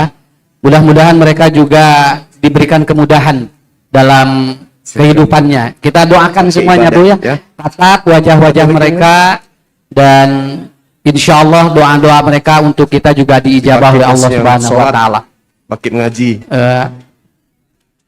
Mungkin ada yang lain yang mau kasih? Udah. Ya, Bapak-bapak mohon untuk bersabar Ibu karena belum dibagikan Ya. makan siang. Nanti ada di luar. Bu. Masya Allah. Oke. Nah, ini yang paling kecil. Allahu Akbar. Ibu ini yang paling Berapa kecil tahun ya. ini? Sama Hasan ini. Oke, boleh. Cik, ini dari Kan sama aja kan bodas sama dasarnya. Ya mau putar ibu ya. oh. Ibu Bapak sekalian, kalau saya bilang BMC, salam satu Tuhan, Ibu dan Bapak ucapkan Allahu Akbar, ya. Kalau saya bilang salam satu Tuhan, Ibu Bapak ucapkan Allahu Akbar, takdir ya. Salam satu Tuhan, Allahu Akbar. Salam satu Tuhan, Allahu Akbar. Salam satu Tuhan, Allahu Akbar. Terima kasih. Ya, kalau Ustadz Hani bilang BMC, Ibu Bapak bilang apa Ustadz Hani? Ya. Ya, silakan Ibu Bapak lihat tatap wajah mereka, ini para mualaf yang doa-doanya dijabah. Kalau mereka berdoa untuk kita semuanya. Silakan tatap minta doa kepada mereka.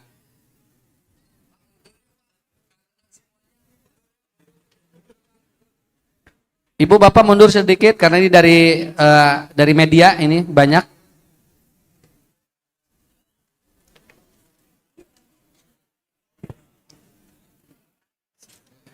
Masya Allah. Alhamdulillah.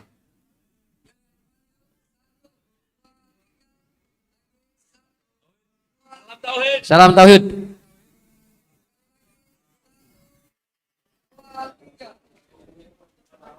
Iya. Oke. Bapak Ibu, nanti ada kalau mau dipoto sama anak-anak, nanti setelah di closing ya. Kita ini dulu di stop down dulu, Bu. Video dulu. Kalau Ustadz Hani bilang Allahu Akbar. Satu Tuhan.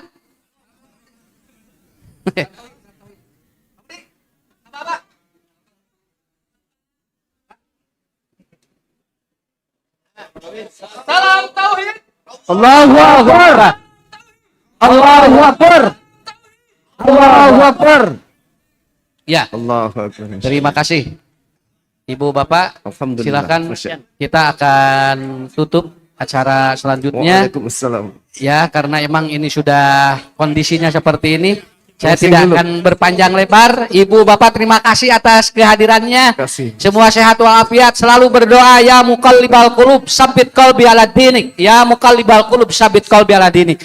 Terima kasih. Silakan ibu bapak kalau ingin untuk berfoto Bisa, dengan para insya mualaf, mangga minta doanya pada mereka. Terima kasih Bang Juma. Barakallahu fiik.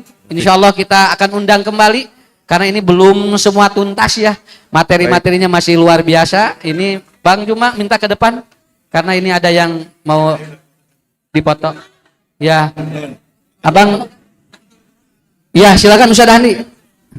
Alhamdulillah, para hadirin yang dimuliakan Allah Subhanahu wa taala, acara dari awal sampai akhir berjalan lancar. Mudah-mudahan kita bisa dipertemukan kembali dalam acara yang sama di lain waktu. Kami dari Bina Mualaf Center Persaudaraan Islam mengucapkan jazakumullahu khairan katsiran kepada seluruh yang telah mensukseskan acara ini. Ditutup dengan doa Rabbana atina fid dunya hasanah wa fil akhirati hasanah wa qina adzabannar. Aqulu qouli hadza wa astaghfirullah li wa lakum. Wassalamu alaikum warahmatullahi wabarakatuh. Waalaikumsalam.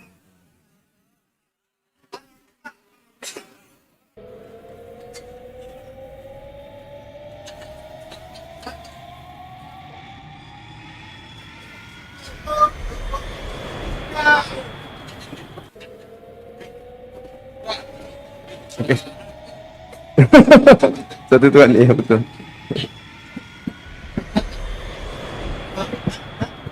Jangan salah di sini di rumah.